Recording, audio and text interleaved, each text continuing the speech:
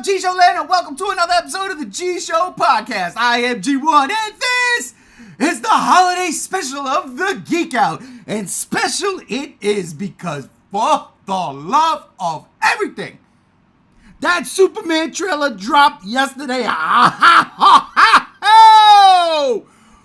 Wow! But also earlier in the week, we had a Karate Kid Legends trailer that dropped. What the hell's going on with that? We had a short from Lost Utopia Films, Shelter 54, that, oh my God, when I tell you, we are going to talk about that. We're going to talk about the box office battle today. Is it the prequel or the threequel? Who comes out on top, Mufasa the King or the Blue Blur? We'll find out. Well, we won't find out, but we'll give our takes. Also, Sony selling Spider-Man back to Marvel Studios. What's going on? Is this real? Is this fake? Are we making stuff up? Wow, we're going to have our takes on that. And then, because it's the holiday season, because Christmas is next week in a couple of days, we're doing our top 5 favorite Christmas movies full of holiday cheer and ho-ho-hos. I cannot wait. Rob's eyes are popping out of his head. He's ready to go. So there you go. First one introduced. Rob, what's up?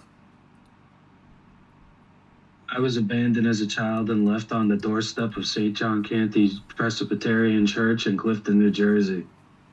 Nobody survived. My God, man. My God. Oh, do you too? Hi, everybody. Mildly depressed shit Rob Gira here, and today I'm talking, I don't know. Hi, everybody. Love y'all. We're going to get down. We're going to get It's just that tri-state dinner talking. It is. Oh, yeah, the tri-state diner dinner. If you know it, you know it. If you don't, you have no idea what I'm talking about. That's our sponsor. Not really. Also joining us, you heard him already. He is my right hand when it comes to Godzilla on the G Show. G73, a.k.a. Megzy, a.k.a. my brother Chase. How the hell are you? Hanging in there, man. It's been a crazy past few weeks, and I'm starting to come out of a funk, but going into the anniversary of Christmas, which, but hanging in there. Excellent. And last but not least, with his shades on, his windshield wipers, oh my God, it is J.R., the troublemaker himself, the mother bushwhack. Man, what's going on, J.R.? Clark Kent. Dun, dun, dun, dun, dun, What? dun, dun. What the? Back to Clark Kent. How the hell? I Where the couldn't. fuck did you go for a couple seconds, bro? You fucking... I know, it's crazy. I was I like- had to go save Gotham. I'll kill you. I'll bushwhack and kill you. All I'm gonna say is what? 2 seconds. He cleaned it up in 2 seconds. Googus. All right, look, I love it. We're already on the rails and we're about to tip over, but that's okay because it's Friday and it is the best day of the week. And I'm hanging out with my brothers. Let's go. First things first, let's get the minuscule out of the way. I want to start with the minor trailer that dropped this week. Not minor in some eyes, but the Karate Kid Legends trailer, where basically it's the Karate Kid multiverse, because his Jackie Chan's character, the one who taught Jaden Smith karate a couple years back, with Ralph Macchio, the Karate Kid. You know who they're missing though? They're missing, what's her name? Hilary Swank. Hilary Swank, thank you. I was going to say the Academy Award winner. Thank you, Rob. They're missing her. She'll make a cameo. It'll be all over. But yeah, this trailer dropped. I honestly had no intentions of watching it. And then I was inundated with a bunch of people saying, watch it. And I watched it. And I got to be honest, I'm going to tell you straight up off the bat. I am not a huge Karate Kid fan. Never was. I liked the first movie for what it was back in the day. But back in those days, if there was a karate movie that needed to be watched around that time, I'm watching The Last Dragon. Say no more. Better soundtrack. They got the fantastical element of the glow, Bruce Leroy and Show Nuff. It's just Vanity doing her damn thing in Seventh Heaven. I mean, come on. Every time I watch that movie, it's one rub right out. But I digress. That's one. This trailer, though, was actually really bushwhacking good. I had to catch myself, JR. I agree. I had to catch myself. It really was. I was shocked at how much I enjoyed this trailer. I really liked the brief Sensei Miyagi line from Jackie Chan, which means he goes back and he has that history. Talking to my boy, and he was like breaking down the difference because he's a martial artist, and he's breaking down the difference between what Jackie Chan was teaching and what Mr. Miyagi was teaching to Danielson. And I'm like, oh, okay. But and then this kid, the new Karate Kid looks fantastic. There's a scene where he kind of like just jumps off the wall and like grabs the ladder and turns around and kicks the dude dead in the chest. I mean, it may sound simple the way I'm describing it, but man, that was one hell of a shot. I was like, oh, okay. The takeaways, the only thing I'm like, what the hell's going on here is, why are they having like rooftop fight club? I'm so confused about that, bro. Don't you know that's dangerous? You fucking fall off the roof. Oh, I said it. I'm sorry. Bushwhacked over. You fall off the roof and die. Jesus Christ. But other than that, for a trailer that came out in a week where the internet was about to go bonkers, that was solid for what it was. I mean, last week we got 28 years later. This week we get Karate Kid early this week, and then we get Superman. But Rob, what did you think of the Karate Kid Legends trailer? I was actually kind of hyped for it because I've been watching Cobra Kai on Netflix like from the beginning to the new part of the new season, and now I'm just curious how the Cobra Kai series is going to end, because apparently this movie takes place at the end of that series. Oh. So it's like, where the fuck this, where the fuck that? But the way it's setting everything up, the way they're bringing in the one reboot and the original series, bringing them together, I like that. I'm actually really down for that, because that Karate Kid movie with Jaden Smith and Jackie Chan, I didn't hate it. I didn't either. It wasn't a bad movie. Not at all. Like, not at all. It's just, you say Karate Kid, you think of Ralph Macchio, you think of Mr. Miyagi, wax on, wax off, the whole 9 yards. But this just feels like they're kind of just marrying the two different things together and just making it all into one thing. And as much as I like this trailer, I hope that's how it stays. No spin-offs, no anime, no fucking massive goddamn sequels. Have this thing, maybe eat your cake too once, but that's it. Because I don't know. Maybe the new kid's just going to be that fucking good to the point where they get a sequel. But I'm hyped for it. I'm going to go see it in theaters because I've been going back and forth through Cobra Kai, Karate Kid, all this, and it hit me right at the perfect time. That's the best way I can describe it. Because I've been deep, 100% in the bitch, as some people say, with this franchise as of late. It hit me right when I was at the cusp of it, or the peak of it, and yeah, dude, like, I'm fucking there. The music, the camera movements, the action, I'm there. I'm there. Definitely felt all that. Brother Chase, I'm wondering, did you by any chance check out this trailer? Yeah, I don't know.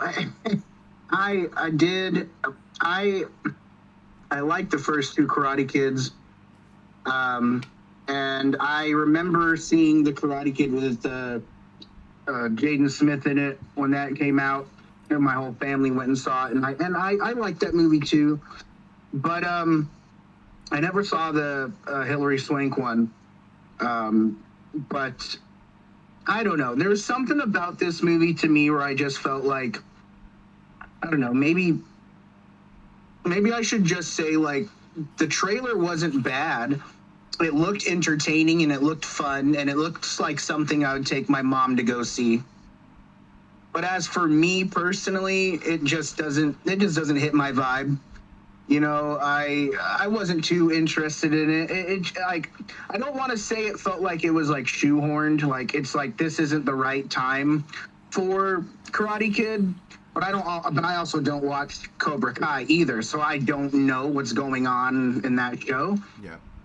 I just don't think it's just something for me. So I didn't really sit with it much, but it looks like a fun time at the movies. You know, I always enjoy Jackie Chan, and Ralph Macchio's a man. You know, I love my cousin Vinny. And yeah.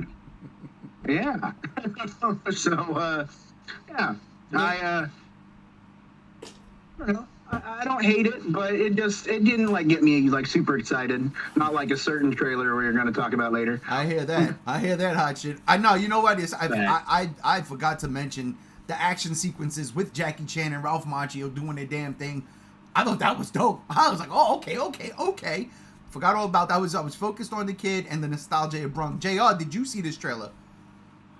No, I'm gonna be honest with you. I've never really cared about Karate Kid too much, so there's my take. That's fair. That's fair. And the fact of the matter is, now we can move on. That's just 1 minute closer to the big guy in the sky. And I ain't talking about Jesus Christ, even though Christ Santa Claus. Santa Claus, indeed. All right, let's talk about the duel at the box office happening this weekend. That is probably going to be supplanted by a certain Samoan girl sailing the seas with The Rock. Because Moana 2 has been dominating, and I don't care what Rob says, it's a fact. Moana 2 is kicking ass and taking names. It took down that god-awful Glicked shit. Get that shit out of here, it said. Tui spit on its grave and got rid of it quick. What did it get rid of? The Wicked and Gladiator 2, Glicked. Wicked. Yeah. Took care of that business. It stayed strong. But, I mean, honestly, if anything, this is the weekend for Moana to lose. You got another Disney live-action movie, a prequel nobody asked for, and Mufasa, The Lion King. And then you got Sonic the Hedgehog 3, with apparently a fan favorite Shadow and not one but two Jim Carreys. What does it mean? I know Gam Gam has explained this to me in depth, and somewhere on this computer is a Sonic the Hedgehog podcast that ran about 4 hours. It might even be, I might have even uploaded it. I'm not sure. This happened like a year ago, but Gam Gams would definitely give me the rundown, the lowdown. I mean, I could give it to you if you want. Oh yeah, I know you could do. You could give it to me anytime, big boy. Huh, let me see. Jesus. Whoa, completely off the rails. All right, Superman, save us. Here's my prediction. I think Sonic 3, only because it is the third story in a franchise that's actually kind of been gaining traction as it moved on. You know, Sonic 2 with Knuckles in it and Tails, I think that was a perfect thing because now you get the Knuckles TV show on Paramount Plus. If that movie fails, I don't think Knuckles gets made. So I see the Paramount's looking at this and they're like, all right, you know what? We are on the right track. These movies can't cost that much to make. If anything, Jim Carrey is taking the brunt of the money home. But even then, he's having a good time. People want to see Jim Carrey. Like people like me who grew up idolizing that dude. Loves the fact that he's doing this. I tell you right now, you know who needs to make a comeback too, and it probably never happened, but what I would give to see one more time, Rick Moranis, pretty please. Just one more time. Oh yeah. But It'd be great to see him again. I think Sonic 2 edges out Mufasa. I think Mufasa is gonna be more of a passing by curiosity for some. I mean, you're going to have your diehard Disney files that are going to go see it because they're going to go see everything Disney, right? But I think that it might be a lot lower, the number of Disney files than the number of Sonic heads that, you know, determine the box office. But, you know, what do I know? I'm just some dude behind a fucking computer. JR, what's your take on this battle at the box office? Honestly, I think Sonic will take it because people are sick of live-action Disney movies and nobody cares about Mufasa. And then you have Moana 2, which is doing good, but reviews-wise, it's not. But it is also, they're all kids' movies too, and I just think for the Christmas time when it comes to kids' movies, Sonic. I think that's what it's going to end up. Yeah, it's what it's going to end up being. Yeah. I don't understand the Mufasa thing, but real quick, is that Mecha JR? I think that's Mecha Is that JR. Mecha JR in the chat? Sonic spin dash sweep. If they did Mufasa in the hand-drawn style of old, I'd actually see it. Yeah. That I respect that. Yes. Yeah, for sure. It's just, and honestly, here's the thing, like, kids like cartoony style, which is more what the Sonic is. Moana's run its course. Moana 2, I think it's definitely gonna take off this weekend. Well, it's another sequel no one wanted. Yeah, but like, what are you gonna make kids go see a CG generated lion and African animals movie or the cartoony Sonic movie? Nat Geo Wild. Yeah, like, it's going to be the Sonic movie. I think it's going to win. And I'm not a fan of any of these movies, but I would root for Sonic over all of this shit. You know, it's worth it. Mufasa is kind of old news. Wish they did 2D animations again. Yeah. Agreed. Yeah. I think this is one of the problems I have with Disney right now, is that they're making all their timeless classics into live action. I mean, don't get me wrong, the Lilo and Stitch marketing campaign is all sorts of hysterical, but I will not go see that. No, I will not. I'm a huge. The Did you most, see how bad the Snow White one looked? That looked like garbage. and that's another thing. Like this, so here's my. I have a specific take with that. Right, if Disney wanted to remake their old animated movies, and they did it. They started with Cinderella. If they wanted to do that, Cinderella, Snow White, Sleeping Beauty, I got no problem with that.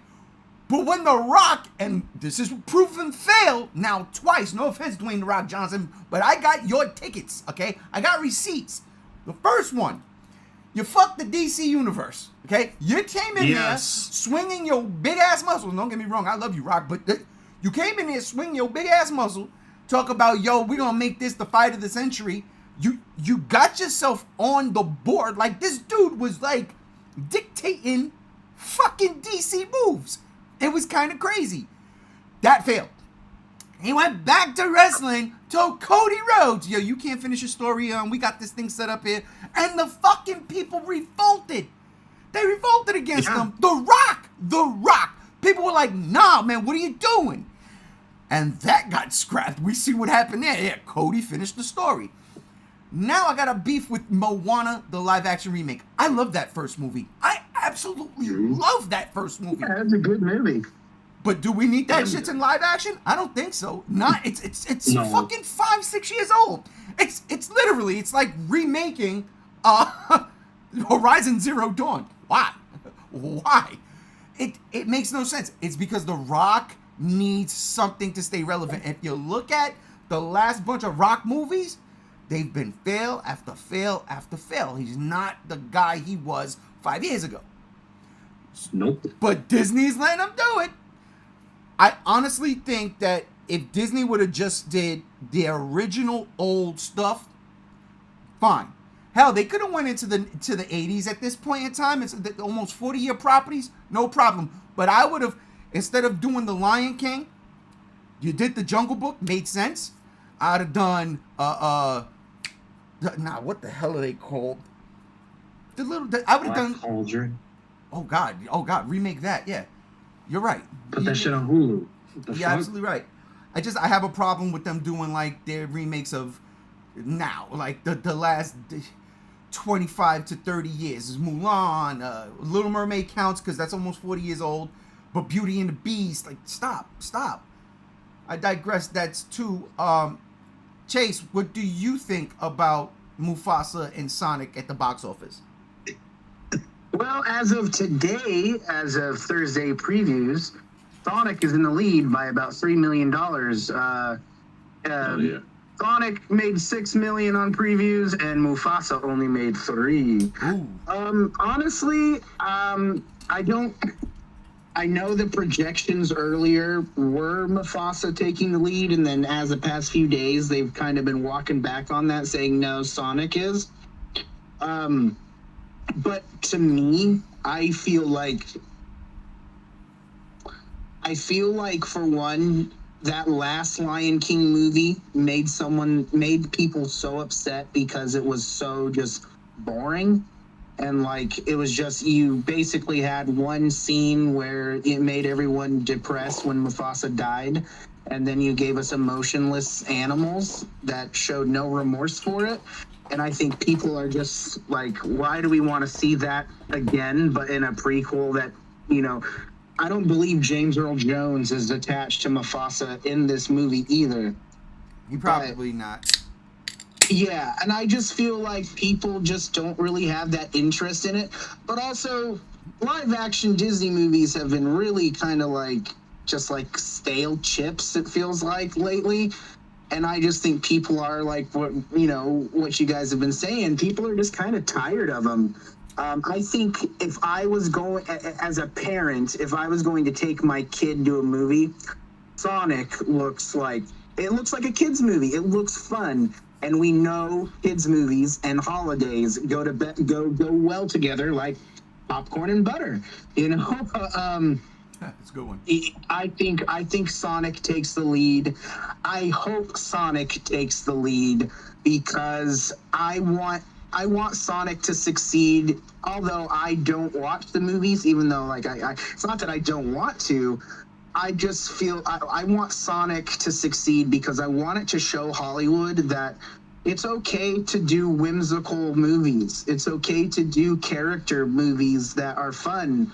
And instead of giving these stiff, over budget, just convoluted movies, and yeah, I think I'm gonna give it to Sonic. I hope that's the case to it. I hear that. JL, you want to read some of them comments there? Yes, I do. Mecha JR comes in. Don't worry, we have Red One. That'll solve it. God. That's so good. That's 3 to watch on Prime right now. I know. Crazy Paul, let's remake the Scorpion King. It's another good one. And James Earl Jones is dead. That is true, which is why the only way James Earl Jones makes it in the movie is by a shout out at the beginning. Either that or they used his voice with AI. Nah, he gave them access to do that. Oh yeah. Shit. Oh damn. Well, yeah. See Disney. I don't know. I'm not. That's creepy, bro. It's creepy. Yeah, exactly. It's too far, dude. It's too far. But Rob, your take. I know you love Mufasa more than Sonic, so you tell me, man. You want me to put a gun in my mouth right now? Oh God! No! God. My God! Push what? So, when I went into the week, I was realistically thinking, I know I want Sonic to win, but I know that some of these people, we'll call them, who love Disney and hold them to such a high regard, are gonna go fucking blaring for it. The Beyonce fans are gonna go blaring for it, but after seeing that Sonic made $6 million on Thursday while Mufasa kind of skidded by with 3, I think I'm going to give it to Sonic.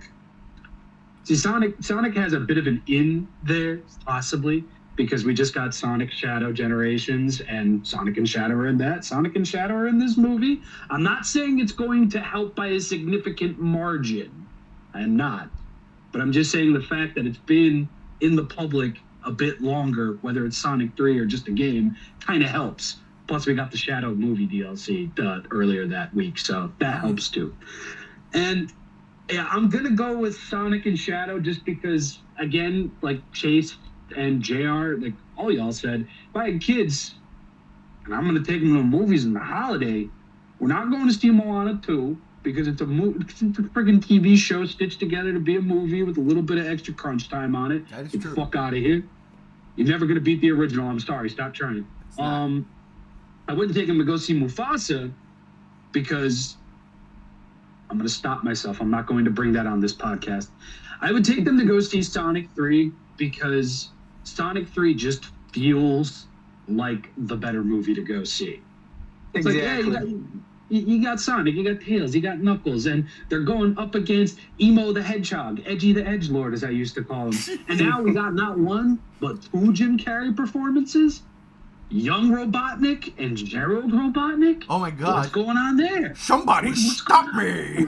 Jesus. And also, Nobody stopped me. they greenlit a 4th movie already, so I mean, And they're I don't know already what that talking means, about but- they're already talking about a Shadow the Hedgehog spin-off show like they did with Knuckles. I can see that. So it's just I was talking with Gam Gams about this like earlier because he got this. He saw the movie last night. Yeah, he was sending me no messages. spoilers, but it sounds like, I mean, from what they told me, it sounds exactly like what I thought the movie was going to turn out to be, and I mean that in the most positive way possible. It's just, this is going to be a pivotal point for the Sonic the Hedgehog movie cinematic universe. Yeah. Because when you introduce Shadow, you introduce Gerald Robotnik, there's a lot of heavy implications there. And since I'm not going to see the movie until either next Friday or next Saturday, I'm sad. I can't say for sure what's going to be going on there, but as a Sonic fan, as a Sonic Adventure 2 super fan, I am dying to fucking see this movie like tomorrow. Like to go back on it's like I can't not see it without my boy Joe. Joe, you're not watching this, but if you were, I love you. So yeah, I'm gonna give it to Sonic because fuck Disney, fuck your Lions, and I'm not gonna bring it on this podcast. God, now I'm so wanting to hear it. But listen, the way Gam Gam sold it to me, I was like, all right, Gam Gams, you win. He said this is the best live action Dragon Ball Z movie I've ever seen. And you can't tell me that. You can't That's tell exactly me what he that. told me. You know, so I'm very interested. I really dug Sonic 1 way more than I thought I would. There was just this weird kooky essence to that movie, and then this underlying real like emotional, I don't know why. I was like, wow, why do I feel this way? It's stupid to feel like this. I never felt like this with Sonic before. Ever, even though, you know, pre-ordered Sonic 2, got a t-shirt, Toys R Us, never forget that shit. But yeah, no, I can't, everything y'all said, I think Sonic 3 attracts the families. Because it again, does. It's the third one, we've got established characters, and it just looks fun. Mufasa don't look fun. Well, and then you get the fans of the games, like, you know, that are parents now. Mm-hmm. Say a mother and father, they're like, oh my God, Sonic from my childhood. I want my kid to experience this. Then get him a fucking Genesis. Yeah, seriously. So, Mega JR comes in. Preach, Rob, preach. Goddamn right. Yeah, I thought it said understands peach me. for a second. Well, maybe. You know they That might be did. an office to impeach me. You know Mufasa did fix one thing though that plagued the biggest beef about the live action Lion King. They actually have the animals emoting in this one. Too little, too late. I agree. Sorry. Oh no, that I agree. Too little, too Again, fucking nobody asked for this one. Nobody asked for this one. No. I also just don't understand why they didn't get Nathan Lane and the guy that played Pumbaa to still play those characters, and now you got Seth Rogen and I don't someone else. understand why they Nothing got against that, but- the people that they got. I mean, yeah, it's celebrity butts to put seats and butts and seats and butts and butts and seats and all that other shit. But it's like, it comes off so crass. It comes off so out of taste. I feel like if I heard if I heard Nathan Lane and the other guy that played Pumbaa in these live action movies, those two together are funny, I would be more interested in seeing that. But because of that, it's like, not that I don't like Seth Rogen. I like Seth Rogen. I just don't, I just don't get it, and it just doesn't seem like appealing. I got it. I know exactly what happened here. See, I'm pretty sure Mufasa had this spot locked. And the people behind Sonic 3 Paramount said, you know what? Let's make this as meta as possible because somewhere in the universe, someone will understand what we're doing. You take Sonic, you take Tails, you take Knuckles, you put them together, you create a suit, and you throw it on James Marsden, and you know who he looks like? Cyclops. Take that, Marvel. Take that, Disney, right? You got the blue Cyclops suit with the yellow tails, right? The yellow tails forms the X, and the red in the visors from Knuckles. Bam! And it's James Marsden, the best on-screen Cyclops I've ever seen. Take that, Disney. Pop, pop, pop, pop. That's it. Thank you. You're welcome, multiverse. You're welcome. That's what it is. I guarantee you. Shots across the bow. Mom, get the blue paint. This could be off base, but didn't they primarily shoot for African actors? I'm not entirely sure on that one. I don't know. I mean, because they got Well, the cast is very. I mean, not to be racial, but yeah, it's if you look at the cast, it's very African based. And there's nothing wrong with that. The problem is Absolutely this not. movie shouldn't fucking exist to begin with, because what's the fucking point? And the guy who plays Mufasa, his name is Aaron Pierre or something like that. I don't know how to say his last name, but his name's Aaron. Good for him. wow. It's like, Hey, Ron. We're all in agreement. There's a thing with something like Lion King, and it's a thing called legacy. And the name alone, yes, could carry a franchise in this day and age, absolutely. But part of that movie's legacy was its cast. Yeah. The singing cast, the voice acting cast, the people who sang and acted at the exact same time. That carries a weight with people. And I was one of those people, I was like, is that the man right there coming back as Mufasa? I'm there. And then I saw it for free, and it's like, oh, he sounds like he should be not doing this right now. Oh, Star Wars Rogue One. What? Oh, no. You see, that was fine.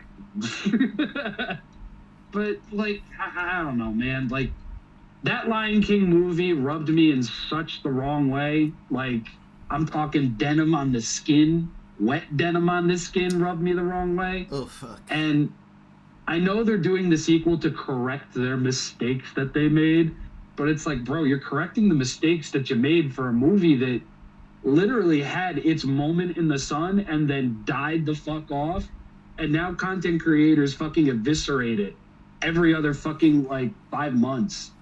Yeah. So what you're saying is that they sent their movie into a stampede of water buffalo. Yes. They killed whatever the they top are. fucker.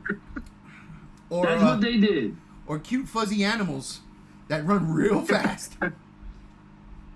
But So Mecha JR comes in. I still have the VHS. Now, if I could just get a VCR. Thank you for calling it a VCR. I hear way too many people calling it a tape player. Drives me insane. The movie had its time in the sun 30 years ago. Indeed. Yeah. Yep. Indeed.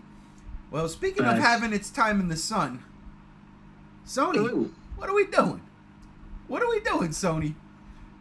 I don't know if Trying the to make a gamer rumor. movie. Yeah, I don't. Yeah, right. I don't know if the rumors are true about this, but there are rumors going around that Sony is looking to sell back Spider-Man, the license, to Marvel. I don't get this one bit on Sony's part. I mean, granted, and we talked about it last week, how bad they fucked up with all the Spider-Man movies without Spider-Man, right? You can't do a Venom trilogy and not have Spider-Man in anything. You do Morbius that nobody asked for, a Madam Web. What, are you out of your fucking mind? And apparently Craven is absolute trash. Who's surprised?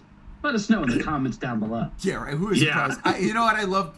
What I loved was last week when Alex jumped on and said, "Well, I saw Craven." We were like, "Wait, what? What? Don't poison the well? What the fuck?" I mean, but he He explained saw himself. Craven. He didn't finish it. Yeah, no, he explained himself. He said, he's a Craven fan. He loves the character in the comics. He digs Craven, so he owed it to himself to go see it. Respect. He Respect. said he Yeah. fucking hated it. Respect. But this idea that Sony's gonna sell Spider-Man back to Marvel, I saw an astronomical number that, I mean, for real, like it's just ridiculous. There's no fucking way. Not for one character. Even if it is Marvel's main flagship character in comic books, probably, if I'm not, it is the number one merch selling fucking character. I've got Spider-Man thrown around. JR came to my house and really did a number on my Spider-Man over here. Thank you, still hanging out. It is, but if this is to be true and Sony is looking to sell the rights back, they were asking for something like $25 to $40 billion.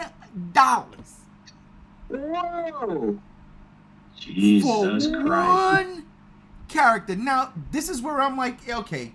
Because if I'm Marvel, I go, no, you know what? It's cool. We'll just keep borrowing him from you, make it our cut, and you can, just hang out. You just hang out.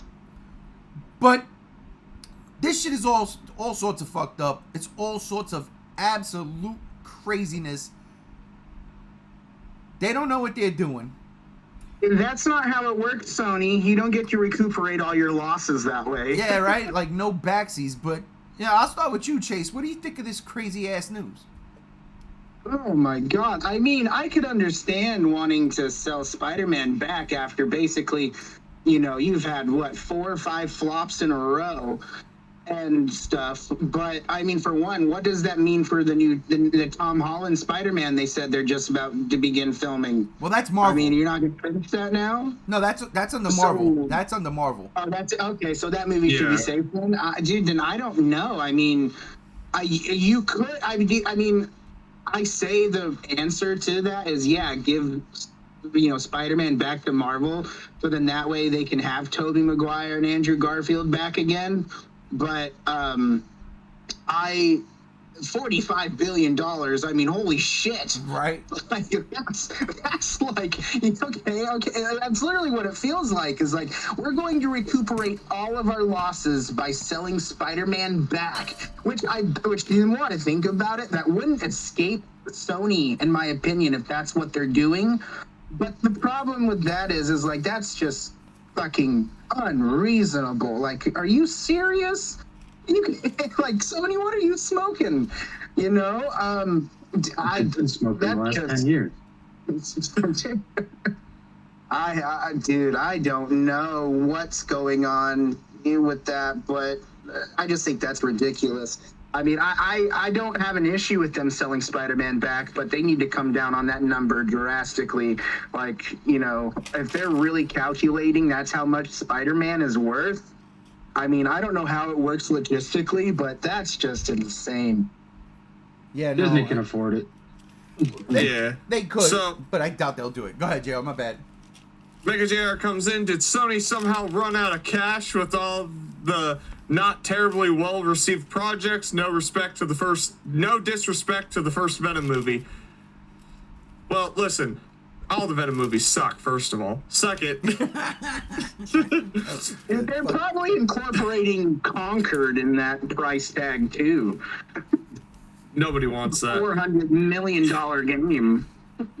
Oh, God. That is fucking ridiculous. That is ridiculous. Yeah? I thought you were going, JR. Oh, yeah, no, I'll go. So, Sony, you're high. Spider-Man ain't worth that much. You know why Spider-Man ain't worth that much? When the fuck has Spider-Man made that much money? Come on, get it together. Be reasonable. Would I like Spider-Man to be in the Marvel Cinematic Universe and just be owned by Marvel? Absolutely. Because Sony hasn't done anything but make shit since The Amazing Spider-Man. That's live action.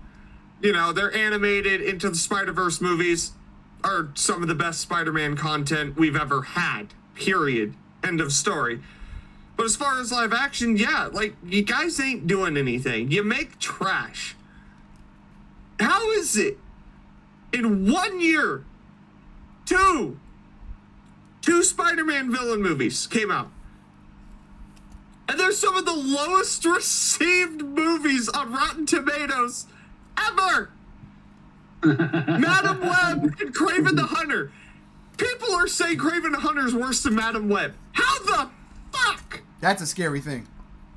That is very scary. Well, I mean, we thought of him as Rhino. Dude, that's like saying there's worse shit than diarrhea. I don't know how we got there. And apparently Sony did. Different diarrhea. That's when you're so fucked up you're shitting and vomiting at the same time and you don't know what's coming out of where. Yeah. That's what that is. Sony, be realistic, come up with the number and get rid of it. You have us. You have us not for the fucking Spider-Man shit right now. You have us for your 28 years later shit right now. So let's focus. Let's pivot. Let's just make a pivot, go a different direction, and enough with your Venom. They're dumb. Enough with your Madam Web, Kraven the Hunter, and your live-action Spider-Man movies, everything after The Amazing Spider-Man 1. Just stop. You don't know what you're doing, and you don't care. I think that's the thing. You don't care because the only reason these movies were made might have been to retain the rights. I don't know. There's a lot of that going around lately with You're making movies. some fucking fire points, dude. Yeah, it's just they just need to get. Sony just needs to get real. You know, animated Spider-Man movies. I hope you continue with Into the Spider-Verse and your Spider-Man games. You're killing it. Other than that, let it go. Please. Yeah, they just keep throwing stuff to see if it lands, you know. Which is Yeah. which is one of those things that I'm baffled by this news. Is why I'm kind of like I don't believe this because the Spider-Verse movies do make money, and people fucking love them. They like those movies are fucking gorgeous. So for Sony to be like, oh, we're in desperate times now, we got to get rid of Spider-Man. I can't believe that. I just can't believe that. I think they'll get rid of entirely the live action shit. Because it'll probably be like, okay, we retain video game and animation rights. Spider-Man, you can have all of the rest. We will continue with our shit. You do whatever the fuck you want with the MCU and your fucking TV shows as long as it's not animated or put in a video game. I think that's what they'll do. And it would be smart because their bangers are animation and video games. That's where Spider-Man works with Sony. That's what I could see happening. We'll definitely see. Maybe they'll sell it all together. But get realistic with these fucking numbers, Sony. Listen, we know you're having a hard time. The PS5 Pro ain't selling well because you're idiots and nobody needed that. Nobody. You've re-released The Last of Us 6 fucking times and people are tired of playing it. You made Concord. Yeah, I know it hurts to suck. And I'm coming after you next week, Sony, hard. You ain't the only one. Yeah. But let's just get real a little bit. Chase, you got anything to say about that, or did I go to you already? I don't know. This IPA is You already making went through, sir. Rob, I'm sorry. This IPA, this Destiny's slapping Hand. Woo! Say my name. Say my name. Yes. Oh God, they got me singing Beyonce. Oh. We were saying it. What happened? You know what? After this one, I'm not even gonna touch the other ones. I'm just gonna drink what I normally drink. So I mean, like, I can't feel like this. Not even 45 minutes in. This is ridiculous. But Rob, your take get on it this? together. Be a man. I mean, if it's true, is anybody really surprised? No. That's like the whole point there. Like, do I enjoy the Venom movies for what they are? Schlocky piles? Absolutely. Venom 3? Is everything else that Sony have done? I haven't seen Venom 3 yet. I'll get to it. You know this. Not all the way through. I got the first 20 minutes in, and then I was threatened with my life with the chancleta. Well, But, I hope she continues to threaten you. yeah, me too, bro. I love that shit. Anyway, honestly, if it's true and if it happens, whether they stick with this price or they go with another one, I'm not fucking surprised whatsoever. You're building up this fucking Sony Spider-Man universe, one with a character that kind of needs Spider-Man to coexist. And on top of that, you're doing all of these villains thinking that you're pulling a Marvel by taking these characters that not everybody in the world loved and trying to turn them into cinematic fucking superstars, and you're failing because you keep making CW level fucking butt-ass scrap that makes no sense to people, both for the people who are fans of these characters and both for the people who don't know who these characters are. You don't have a great fucking track record with it, and sorry, not sorry. Fuck your PlayStation 5 Pro. Shove it up your ass with your fucking separate disc drive and fucking 85 different versions of The Last of Us, whatever. It's like, congratulations. You lasted a lot longer than I thought you would. Venom carried you for quite a while. I gotta say real quick And, on that PS5 Pro shit. When I boot up my PS5 right now, the original fucking Sony PlayStation stuff comes Yeah. up. It's very nice. It's Yeah, very You know nice. what pisses me off about that is that's fucking limited time. I know. Yeah. I know. I wish that would be a theme that you could just keep forever. You could switch teams Yeah. off between that one and PS2. They are talking about making it permanent though. They but, should. PS1, 2, 3, 4, Yeah. and 5. That's what the... It'd be nice. Sony, you're next week. But that's. But you want to know? You want to know what's kind of funny and ironic about that is The Last of Us became The Many of Us. Many Last of Us. So- funny. Mecha JR comes in and says they should have gone out with a bang on a live-action Spider-Man. Kraven should have been the last hunt storyline. Yeah, but here's the thing. Sony doesn't know what the fuck they're doing, and they just push these movies out carelessly while disrespecting the source material. I agree. There's something Rob said. Two things Rob said.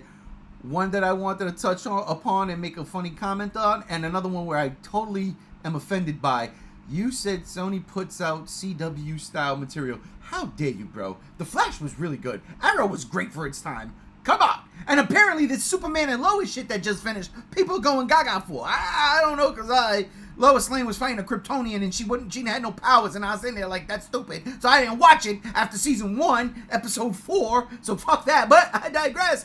That's 3. Yeah, what about Arkham Knights? Where was all the good shit about that, huh? That wasn't on the listen, man. Listen. Not everything could be Birds of Prey. No, that's wrong too. Nothing can Birds be of Prey as good as sucks. Swamp Thing. No, all right. But the thing you were saying about Sony and who's making this, who's running the show, it's funny. This past week, and I'm gonna throw the NFL out right now. I'm putting sports into the podcast. I normally never do that. But the NFL, the team, you live in their state, Rob, the New Jersey Jets, New York Football Jets from Jersey, found out this week that the owner is getting players based on their stats from the Madden games. What? That's real.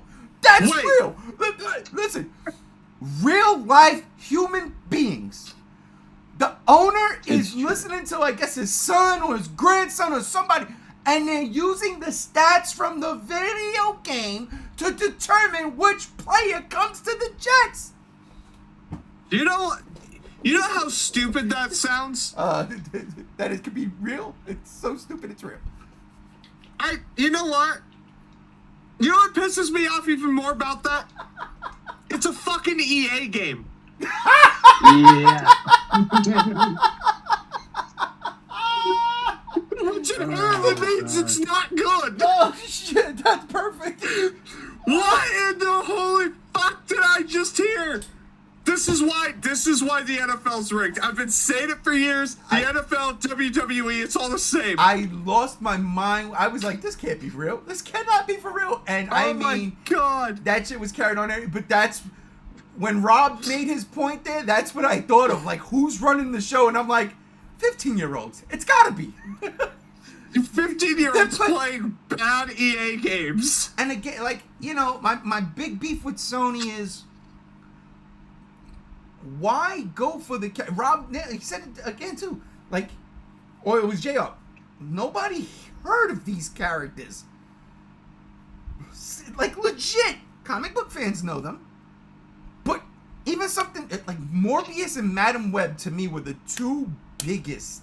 Like, what the fuck are you doing? I forgot about Morbius. Yeah, I'm just confused. I'm like, Madam Web never had a fucking solo comic book.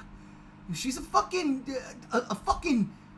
she is a Q-list character in the annals of Spider-Man. That sounds so fucked up, but it is what it is. I mean, Kraven, I dig what they were trying to do conceptually. But bro, did you just give the Crow more props than you? I'm just saying. Mecha JR comes in. Black Cat could have been fun. No, not in Sony's hands. she would have worked much better than Madam Web. I don't think so. You know what? It would have been better than Halle Berry's movie. I'll tell you that. It would have been better than Wasn't Catwoman. it also a? Oh no, that's Warner Bros. That's terrible. Yeah, but that was a long time ago. And burps on her. Yeah, that exactly. That was way before anything. That was way before Marvel was doing things. So I'm not giving it a pass. But I mean, at that time we had Shaq as Steel. You know what I'm saying? It was like a lot of weird shit. Oh my God! Thank you for reminding me that exists. Your man Thanos, Josh Brolin was Jonah Hex. Josh Brolin has been in more fucking comic book movies Was that than movie as bad as they say? Jonah Hex. Yeah. Megan Fox. Good. I mean, I don't know. I didn't watch it. I've been wanting to watch it, but I don't want to watch a bad movie. I watched it once a while ago, and I could tell you, it was forgettable, and that was before I was this into DC. Oh, he's into DC. I mean, like DC. Oh, I'm in DC now. Yeah. It's over. He is deeply in the DC. Yeah, he's one of the extras in the new Superman movie. I saw him. He was the can hitting Superman's head. So, wifey comment, I thought you were going to watch Madam Web. I was ready to rip into it. Listen, we could still do it. The problem is, it's not streaming for free, and I don't want to buy it because I learned my lesson after The Crow. Hi ho! No, that's the wrong one. Yarg, matey! Welcome to me shop, Yarg. Oh, don't worry. I'm getting a computer set up for that because, you're very welcome. You're very welcome, Nana. I am lost in DC, man. It's like, good about it. Oh, you're absolutely welcome in that regard. Yeah. You're absolutely welcome. It's also kind of weird thinking about it that Sony wants to sell Spider-Man for that high of a price, but then they just acquired a new company. I know we're not talking about that, but that's just on my mind. Like, that's kind of fucking weird, too, at the same time. They're panicking. Yeah. Their video game division isn't doing good. Their film division's fucking crashing. They're not making, no, that was LG stopped 4K Blu-ray players. Sony said they're going to stop 4Ks in general, but that hasn't happened yet or been substantiated. There's just a lot of stuff. Even their tech shit is flopping. Sony as a whole is tanking. Do you blame Sony on that? No one buys their movies anymore. Well, it's a different thing though, and that's the thing that I get mad at. I feel like we need to keep physical media alive. Same, dude. Absolutely. But I get mad at myself. I'm sitting on the couch. The movie is right there. It's right there. It's 3 feet away. And I go, fuck it, I'll rent it. I'm still waiting. Like, what the fuck? I'll pay $3 for it. Fuck it. I don't know why I do that. The convenience of it all. It literally is WALL-E. Like, look, if Disney remakes WALL-E in live action, we're all a part of that movie. Like, we're gonna be in it. Because they fucking nailed it. They nailed it. They did. They nailed it. And I hate to say that I'm a part of that shit now but literally, I'm like, I don't want to get up. Fuck it, I'll just rent it. Unbelievable. Yeah, but there's a difference because if I had a chance to go out and rent it from a video store, I would choose that over streaming, but there's no video stores anymore. Redbox doesn't do shit now. Redbox is gone. Yeah, Redbox is gone. Redbox is gone. Man. All right. All in all, let's give some odds here. Let's give our takes on this one. And Rob, I'm gonna come to you last and let you finish because I'm sorry I interrupted you. But what are the odds, Chase? What's your over under? Okay, that Sony sells Spider-Man back to Marvel. I think it's gonna happen, but not for $45 billion. Okay, so like you're 50-50 with it, you're 60-40, like what's your over under? 100% to none? Like, oh, you mean like the chances of it? Yes. 80-20. Oh wow. Oh shit. Oh, that's high. Okay. JR, what's your over under? Before I give you that, Mecha JR comes in. The incentive for companies to keep up with physical media is almost zero with few exceptions, and I love that. Me too. It's true, but you know what? Today dropped. Rob put it up in the messenger chat. Deep Blue Sea. Arrow Video. You know, a company that so does beautiful. it. We talked last week about Godzilla vs. Biollante coming out for the Criterion Collection. I mean, yes, it's a niche market, but good God, it's there, man. People want to own these fucking box sets. Yeah, that Deep Blue Sea, even though I'm not a fan of the movie like that, it was so pretty. Oh, God. Now it's... does free transfer work, so. They really do. Now, as far as Marvel acquiring Spider-Man, I think it's 100% going to happen. Oh, wow. I think the stipulations being that Sony retains rights to video game and animation just because it makes them the money. I mean, Sony's been doing the animation forever. Like, even back, what was that, all the way back with the cartoons back in the day? Yeah, but I think the last couple of shows that have been on Disney Plus is Marvel. I think there was something in the deal that they inked when the rights were acquired to use Spider-Man in the Marvel Cinematic Universe, where Marvel was like, but we get to do this. We're going to give you kickbacks, but we get to now do the animation. Yeah. And a perfect example of that is like when Wolverine and the X-Men was on Nickelodeon and everybody was loving that shit, and Spectacular Spider-Man was on the CW or the W Kids WB and everybody was loving it, and then all of a sudden they're gone. No more seasons. You can't find them. I think right now Wolverine and the X-Men is on, but actually I think both of them are on Disney Plus now. But for a fucking minute they were gone. Completely. Yeah. You had to search the deep dark places, but I don't know the ins and outs of the contract. But you're saying 100%. Yeah, I think it's going to happen because Sony gets a huge payday. Them and Katakawa can work their shit out, and Sony can go in the anime direction because Katakawa isn't just Gamera. It's a lot of anime. And Sony, I think they own either Crunchyroll or Funimation, but Crunchyroll owns Funimation now, so it's insanity right now. It's a big fucking blob monster with tentacles absorbing everything into it, so you can only go to it to watch your favorite content. I'm going to put the glasses on, and I'm going to see consume, reproduce. It's going to be black and white, and I'm going to start seeing the fucking aliens any moment, because we're going that way. I digress. That's one. But I think it's definitely going to happen, but I do think Sony, out of everything that happens, will retain video game rights because there's no fucking way they'll give that shit up. Yeah. They won't. Because if they do, the video games with Spider-Man will sit. Disney ain't gonna fucking do nothing with them. What are you talking about? Give it to EA.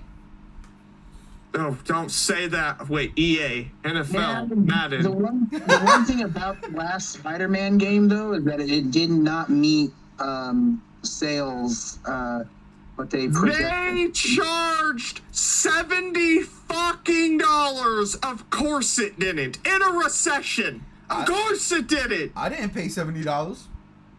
I paid $500 something dollars. Yeah, because you got it with your PS5, didn't you? Yeah, I did. Yeah. But that's the thing, like, that's a whole other can of worms we've discussed. Yeah. And next week. Oh, boy. Rob, what's your over-under? Oh, wait, what? Go ahead. I was going to hit the chat real quick. We'll get another Marvel's Avengers. Who doesn't want that? Oh, don't talk. That was Square Enix. All right. That was last week. Rob, what's your over-under?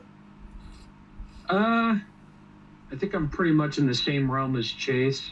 Like, I think it's going to happen, but I think it's going to get to the point where they're like, take those numbers down, fool. But I'm leaning on, like, a good, I don't know, 70-30. Yeah. Like, I think it's done. Like, major cinematics, yes. Animated video games, like JR just said, no. But I have a feeling cinematically, movie, giant screen wise, yeah, Sony's, they're cutting the cancer out of their body. It's done. It's gone. It's bye-bye. It's overcooked. It's not edible. It looks like a fucking hockey puck on a bun. The fuck you doing? Don't do that. And that's it. And another thing I just want to add real quick to that is like they're already, with them announcing they're done with like the spin-off stuff. If they're not going to do the spin-off characters, what's the point of them keeping Sony Spider-Man when we have Marvel Spider-Man at the same time? They're just going to hold on to that. What are they going to do with it? Because here's what I believe, and this is why I'm gonna not even give it a thought. Like, I don't think Sony's giving this up. I don't. And if they do, I'm gonna lowball this. But again, I was absolutely wrong when the rumor was Marvel's gonna put Spider-Man in fucking Captain America 3. I was like, they're not. Sony's not stupid. They're not gonna. Oh my God, it happened. So I want to preface this by saying I was wrong before, and I could 100% be wrong now. But I don't think Sony gets rid of Spider-Man. I don't think they sell Spider-Man back to Marvel. I don't. Miles Morales. Now, if they sell Peter Parker back, that's one thing. But Miles is also Spider-Man. So here's my fucking frame of thinking, my frame of thought is they can't use Tom Holland, right? Like, that was a Marvel hire. Like, the Marvel was involved with all of that. But No Way Home came out. I mean, Tobey Maguire, oh my God, why do I... Andrew Garfield. Thank you, Andrew Garfield, and whoever young buck, fucking Victor from the Penguin, to play Miles Morales, right? Yeah.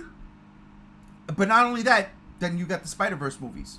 And what if Sony says, yo, from the movies we could just make a Spider-Verse series, The animation is there. They don't have to go buck wild crazy with it, but they could do something.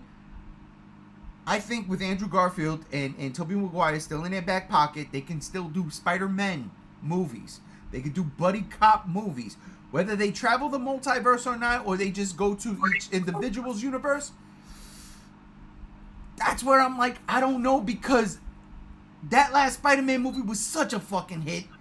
It is like, when we get to the superhero, movies, DC, Marvel, separate things, that Spider-Man movie is top 2.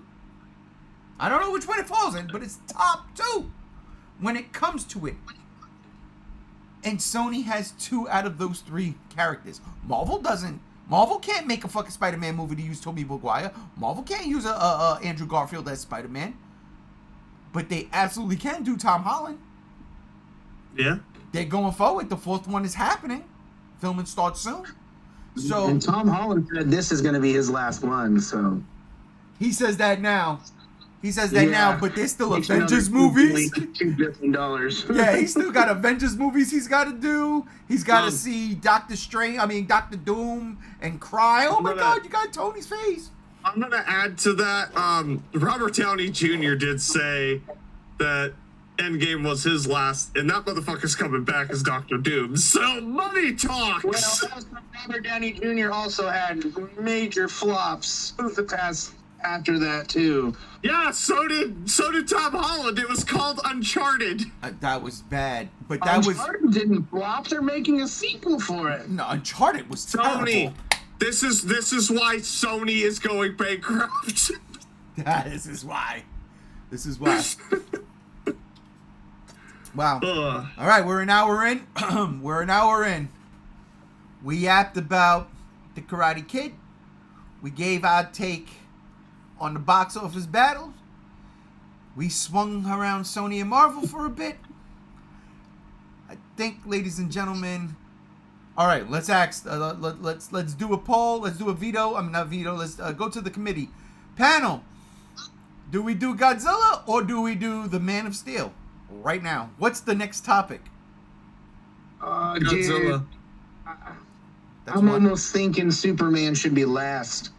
Superman has to be, and then Christmas. Yeah. All right. 2 for Godzilla, 3 for Godzilla.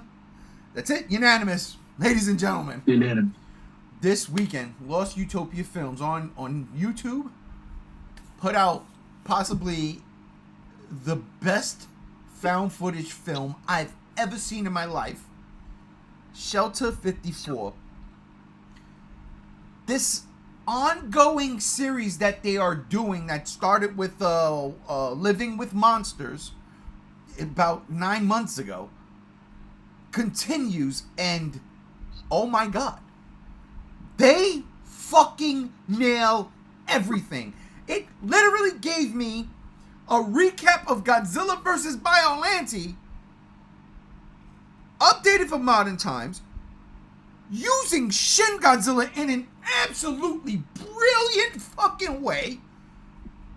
I cannot gush enough about this 18-minute short mockumentary, documentary style film. I absolutely loved it. I'll start with you, Brother Chase. What did you think of Shelter 54? We Are Everyone. Dude, it reminded me of The Thing. I love this. I've been loving this series since we started watching it. But that was so cool. I mean, it made... I'm not going to shit on Shin Godzilla, but it made Shin Godzilla cool for me. But, dude, it was creepy. I loved it. It made me, like, I was feeling pretty uneasy with the Biollante stuff and the experiments and everything, and the way they described the girls and everything. Erica, like, oh my god, like, could you imagine if they actually made a Godzilla movie like that today? Like, that's, regardless, it was cool. I loved the hell out of that thing. I loved it. I loved that it's also including the MonsterVerse Godzilla. And then, like, Zilla in the beginning, too. That was cool, too. Dude, I loved it. It's really cool seeing the animation style and where they're taking it with, like, this story. And, like, I'm excited for the next one, too. But, dude, I got nothing bad to say about this thing. I thoroughly enjoyed that.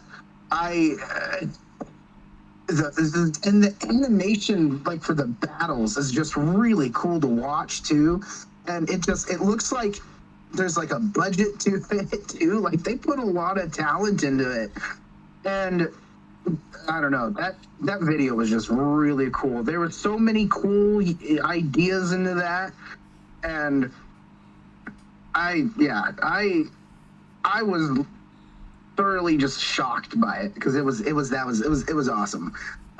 I enjoyed that for the 20 minutes it was on, and it makes me want to see Biollante back in, like, Godzilla in some form, like if it's the MonsterVerse or Toho.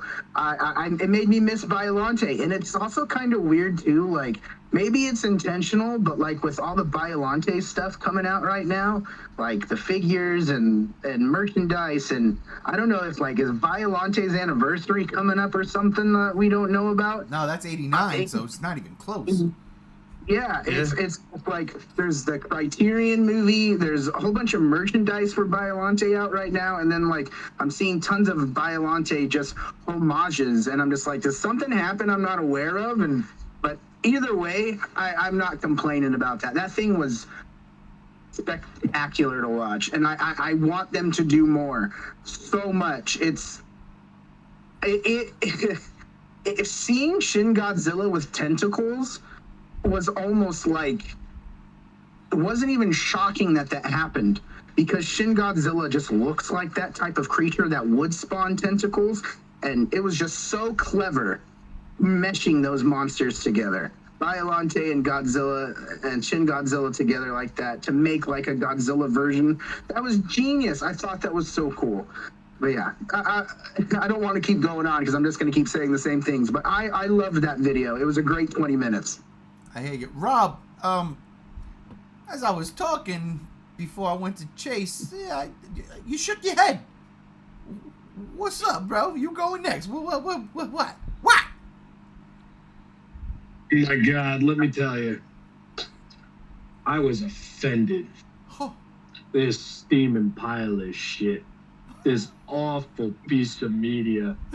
I'm just joking with y'all. No, this was fucking cool.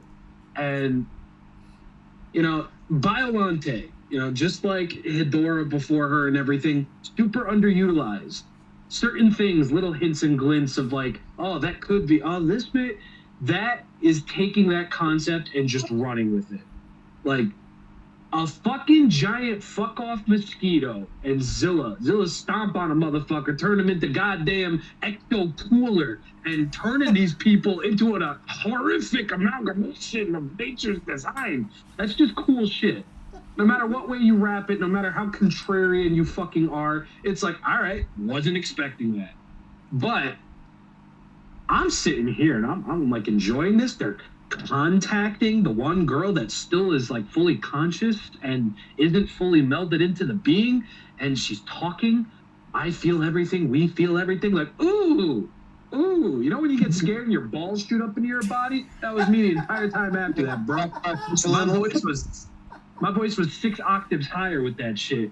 But them shits dropped when Shin Godzilla fucking bursted out of that, and he's got tentacles. He looking a little green around the gills, literally. I loved it. I like when they do wild shit with Godzilla like that. It's like, yeah, the bro got decapitated, and hey, yo, we all have a bad day. It's fine. It's cool. But the one thing that I took away from that, Biolante is a permanent fixture in the world, in Aogigahara Forest, no less. And they show you what life is like with Biolante alive and fucking well. Monsterverse! Where's that? Where's that? Well, What are you fucking doing? That's it. Hmm? No, I was gonna say that's in our very first live stream that started this whole Friday thing that JR and I went through in meticulous detail on how Biolante is Mother Earth Gaia. Well, before we get into that can of worms, that's my favorite thing about it. Over Shin Godzilla, over Biolante being an amalgamation of multiple people, mutagens. Ugh, fuck, that burp sucked.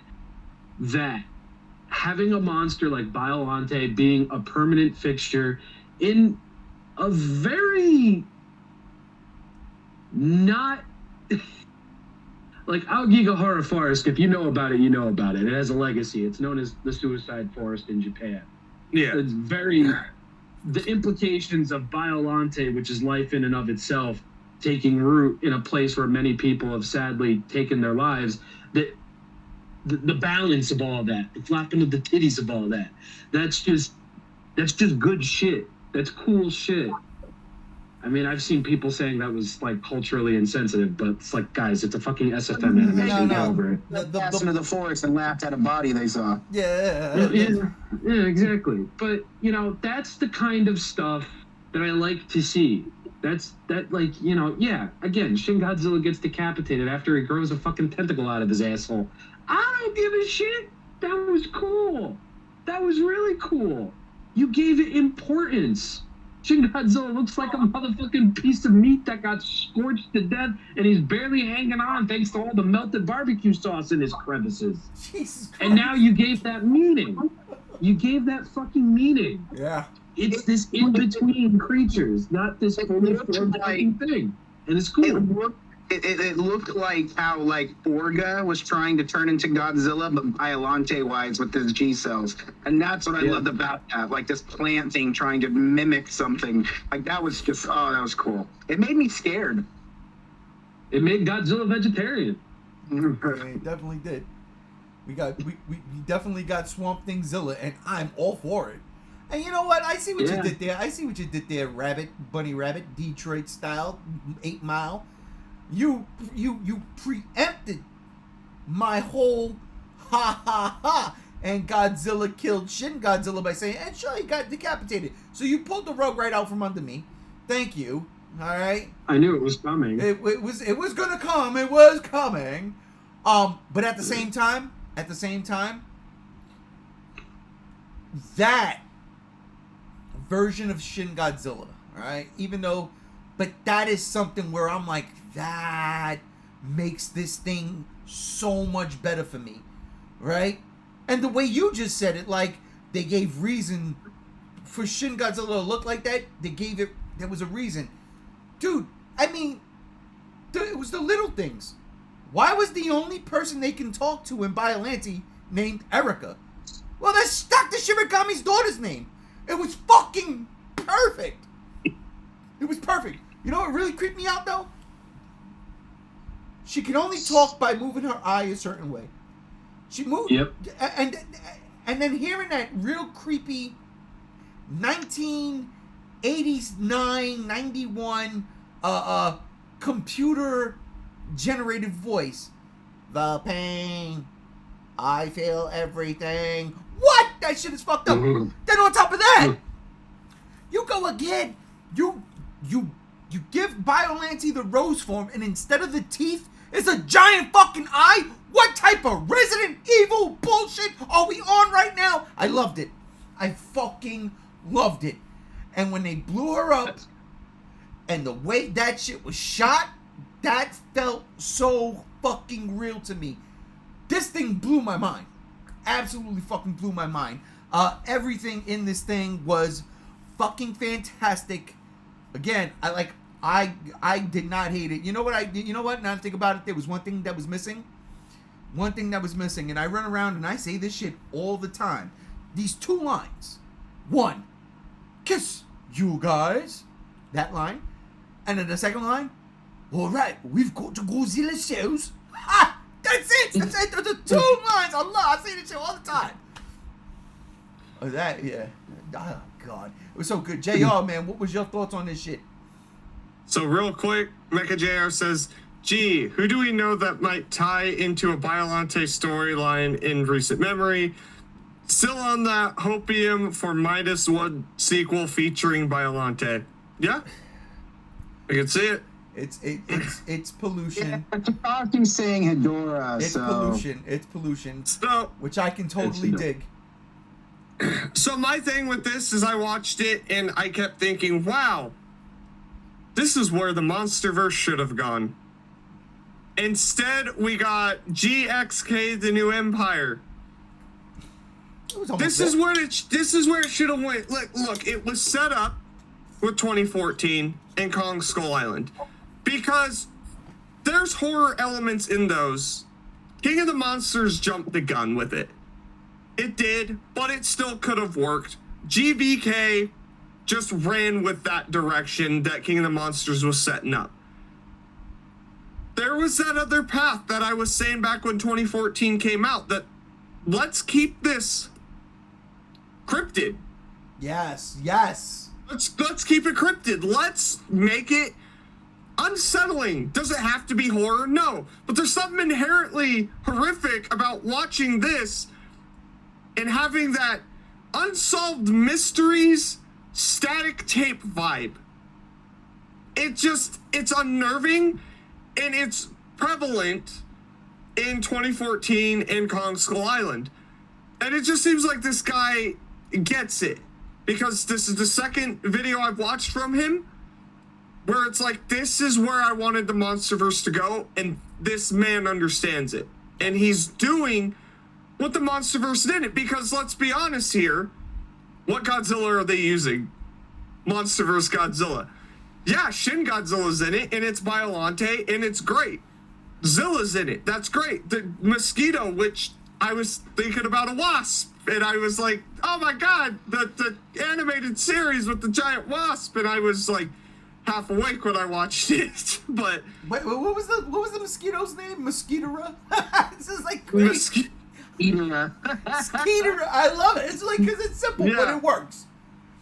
But it's something now. It will probably definitely get brought up next week in our top 10 best worst. And it's something that we've talked about, but I think now more so the point has been made, and it's officially concrete in my subconscious that from now on, every Monsterverse anything that comes out, it is officially not what I wanted, because this guy is giving me what I wanted. Yeah. And whether or not he has a budget, he's doing a good job. I like it.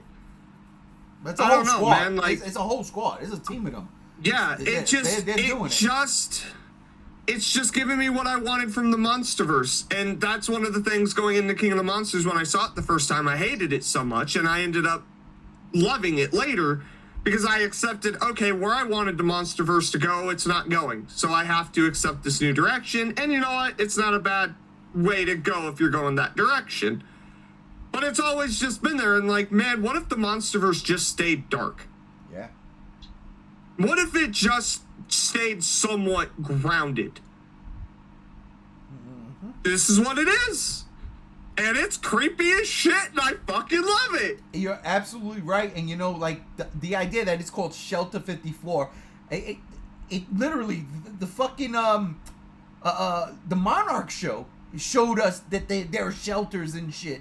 You know? Yeah. And it's like, yes, this is actually an extension of that. What do you think? Like, what if, you know, because this could still potentially happen, right? In the Monsterverse, we don't know. I mean, I doubt but it's too late, man. It's too late. It's. How do you? GXK, the New Empire, was, to me, it was so kid friendly. It was going so kid friendly. You ain't coming back. You know, it's funny you say that. Today, last day of work before winter break. My homeboy, he brings his son to work, and he still had to go out and do things. So he asked me, he's like, "Yo, you could hold them down in here?" Of course. Young man, young kid, young buck, I should say. He's about, I think, 5-6 years old. Loves Godzilla. Loves Kong more. He's on his phone watching GXK. I said, nah. Come here, little man. We ain't gonna watch that shit on the phone. Come here. And I put it on the computer screen, right? Because I got like a fucking 35-inch on in my desk. And I put it on, and he's just rocking and rolling. And he's like, could we go to this part? Absolutely. I go to Max. You zoop right to it. But then he starts showing me like YouTube videos of people recreating it with toys. And I was like, oh, this is fantastic. But like you said, it's for kids. And the fact that my man's son was in my office today, and we were watching GXK just to see that, because that is something I did not see when I watched the movie in theaters. My kid is old. She's 21 and shit, literally a month and 2 days. But to see it on the face of a child reminded me of me watching Godzilla movies for the first time and experiencing that joy. But the craziest thing, hate the movie. Yeah, and the craziest thing, the shit that surprised me the most, as we're watching the toys, he goes, wait, well, did you see this one? And he pulls up a clip from King Kong versus Godzilla, DOG. Yeah. The kid knew this, and I'm sitting here, and I'm like, I'm your uncle, right? You get whatever you want for Christmas. It's like, that's it. That's it. My man came back, he was like, he was good. I was like, he was great. What does he want for Christmas? He gets it. I'm telling you, man, it's one of those things. You nailed it. It is a kid's movie. Unfortunately, it went that route. But I got to see it through the child's eye today. You know what I'm saying? I got to see, fuck me, when I was a kid, all over again. In that regard, I'll give it its due. Still hate that fucking movie though. I couldn't tell it's a little kid. It's a little kid. I hope Grant gives it deliverance, because he's talking some mad games saying it's going to be dark and that he has his so you can't come back. What if I think you can. What if Grant Spooter is the guy making these? He's giving us a taste right now. He's letting y'all. Then he needs to call me. He needs to call me personally. No, he needs to get in fucking Discord, because the link's in the thumbnail, and he needs to tell me how. Because I'm sitting here, and I'm, as someone that's a huge fan of these Godzilla franchise as a whole, and I'm just sitting here in the direction it took. continuity-wise, saying, how? That's like going from... Fuck, what's the most kid-friendly fucking Marvel movie? And then going to the Snyder cut of Justice League. You ain't doing it. There's no way. I guess there's really no kid-friendly Marvel movie, right? Like, even the Spider-Man well, movies okay. get dark. That's like going from Spider-Man Homecoming to BVS. How tonally? How the fuck are you doing that in the same continuity? The thing is, You're gonna make the next installment dark? That's the same thing. Aunt May dies in No Way Home. He like Superman dies in BVS. I said Homecoming. I said Oh, Homecoming. my bad. Yeah. Homecoming. It's not like 2014 or King of the Monsters or Godzilla vs. Kong were kid friendly either. And it's not like New Empire was 4 or 5-year-olds. You know, might have been. And you have Kong using a tiny ape as a battering ram, and you have Godzilla. It's not as kiddish as you're making it claim, Jr. No. I don't think that Grant Spooter is him going into a darker route. It's not possible thing. It's not what I'm saying. What happens in the movie? I'm talking tonally. Yeah, tonally it's lighter because usually.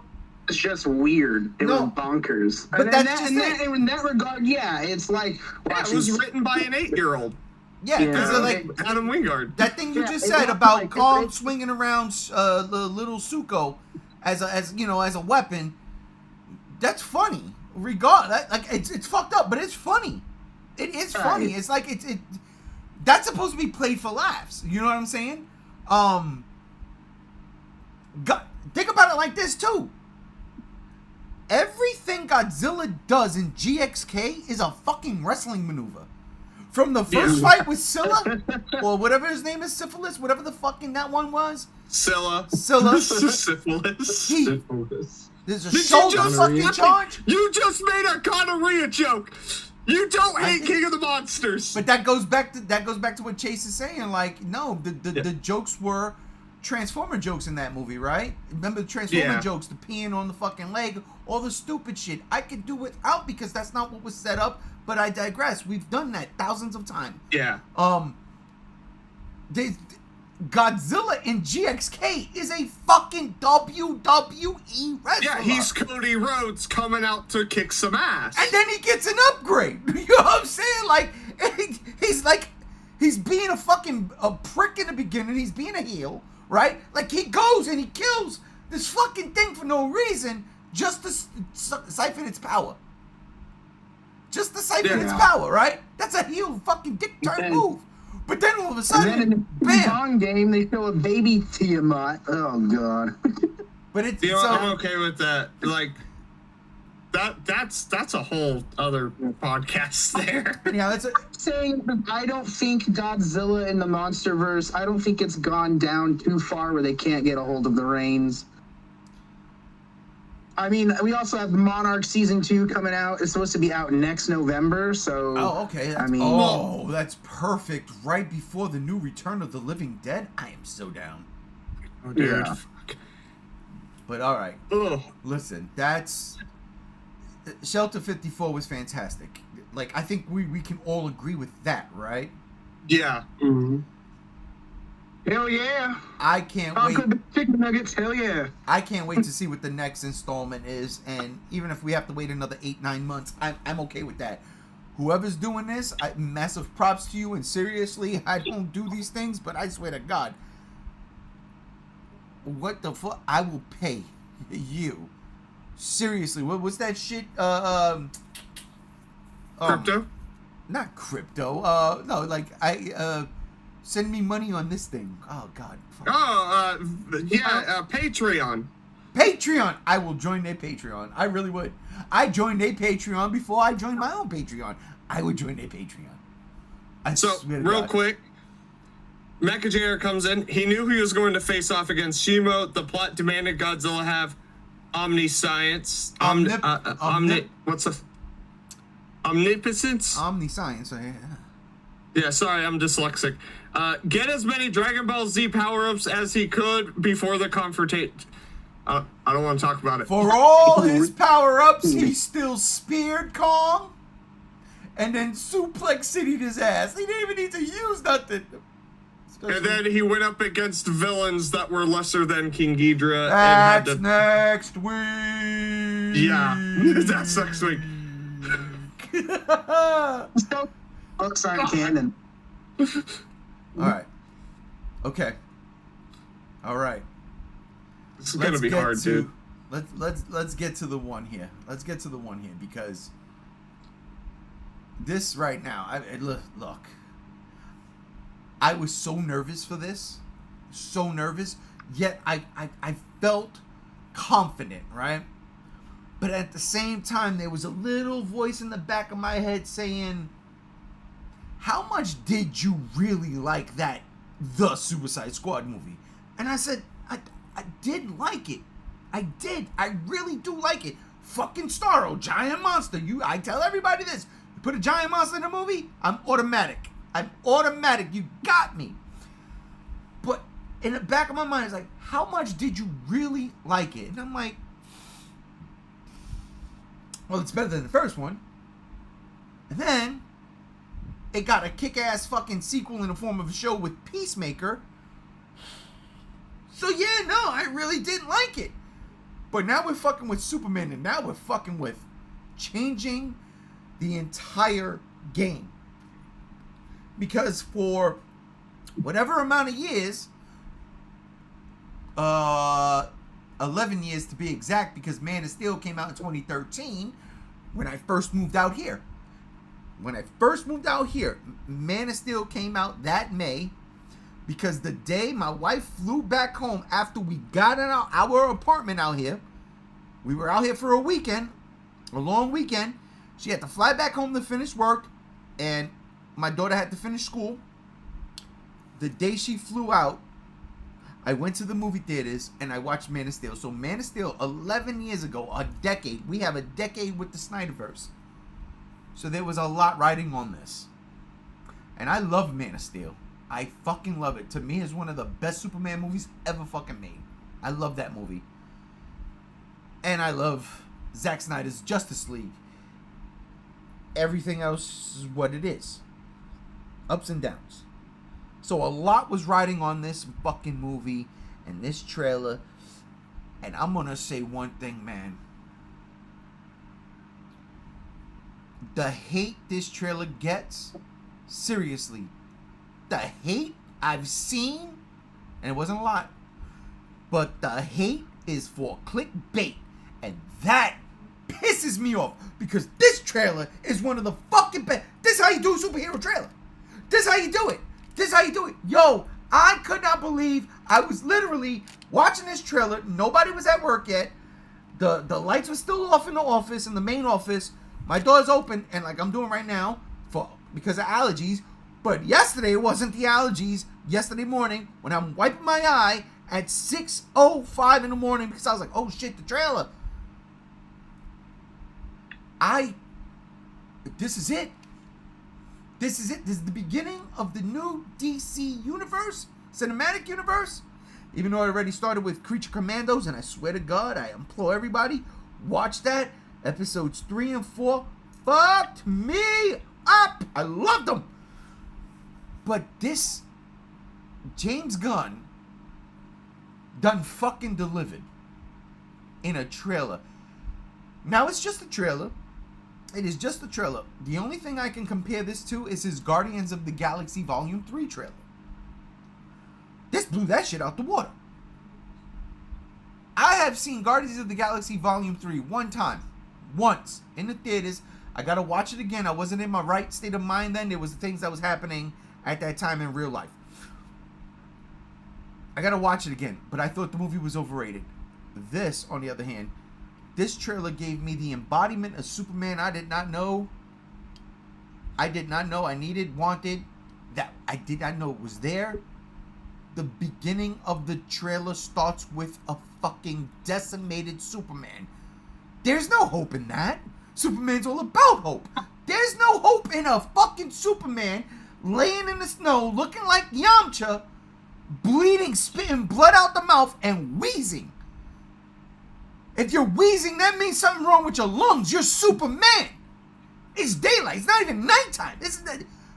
What the fuck just happened? That's how you start the trailer? Bro, it was over from that point on. It was over from that point on. Chase, I'm gonna go to you first. What's your thought on this trailer? Dude, I am a big fan of Henry Cavill Superman.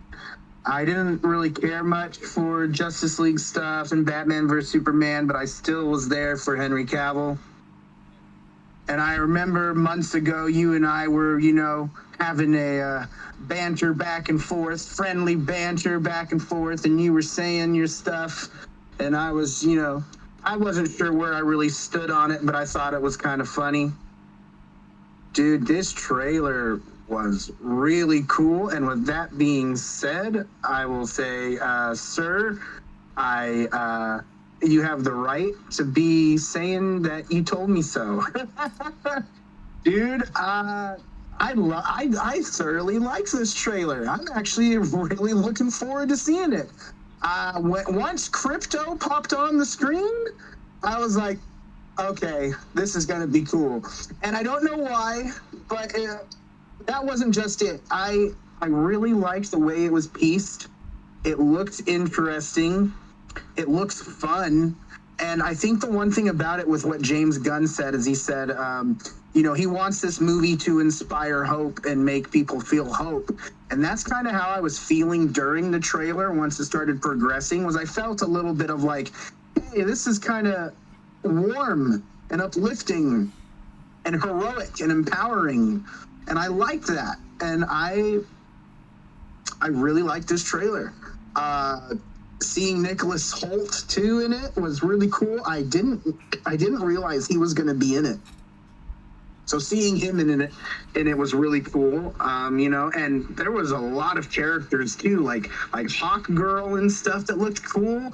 I'm like, I'm excited for this. And, I really hope that when it comes out, it does well, because I would like to see if this movie is pulled off, then yeah, let's let James Gunn do what he wants to do. If he wants to make Batman and more movies and all that, let's do it. I'm excited for this movie. I'm hopeful for it, and, yeah, I'm a lot more surprised than I was, because I wasn't expecting much from this. That poster where he's just putting on his clothes and then the meatballs behind him blowing up the city looked kind of funny to me, and that was it. That was kind of like, I don't know what they're doing. That was our banter right there. Superman. Yeah. So there was so much in that trailer, and I could talk about everything that I saw and got excited about, but I'm just going to cut it short and be like, yeah, man, I'm on board. I don't have any gripes with that trailer. I'm interested in it. I mean, I may throw a gripe saying I don't really like the Superman suit, but it's traditional and classic, and David Cornsweet was really adamant about the suit and design, according to James Gunn. And I'm like, if that's the only gripe I have, is the way his red trunks look kind of funny. And I take that back. The explanation by that was really cool, and it was to inspire kids. And I think that's cool. I'm on board for this movie. I think it looks cool, man. I think it's going to be fun. Hear that? Rob, you were the first one to answer the call yesterday. Some might have been sleeping, Chase. Some might have been working, JR. I was working too, but you know what? It's Christmas week. Go the week before Christmas. It's finals week. We can do whatever we want at 6 o'clock in the morning. It was 9 a.m. your time, a little after 9 a.m. when I threw up in the chat, oh shit, the Superman trailer's up. And I watched it.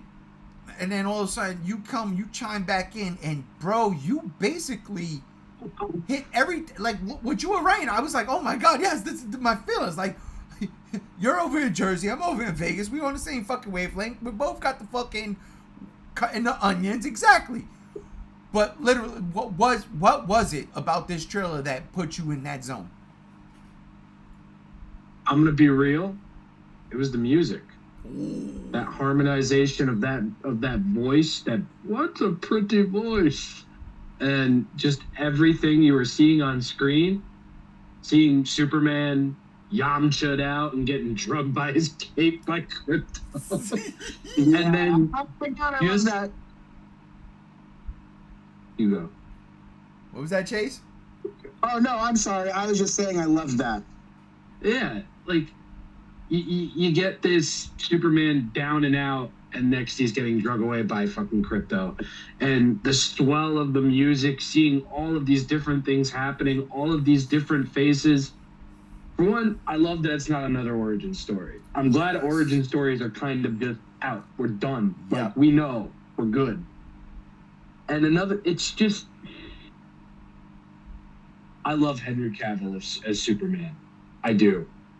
I was upset when they didn't bring him back. I was. But that being said, I loved Henry as Superman, but I hated the Superman he was. Full stop. That's fucking And- fair. Fuck!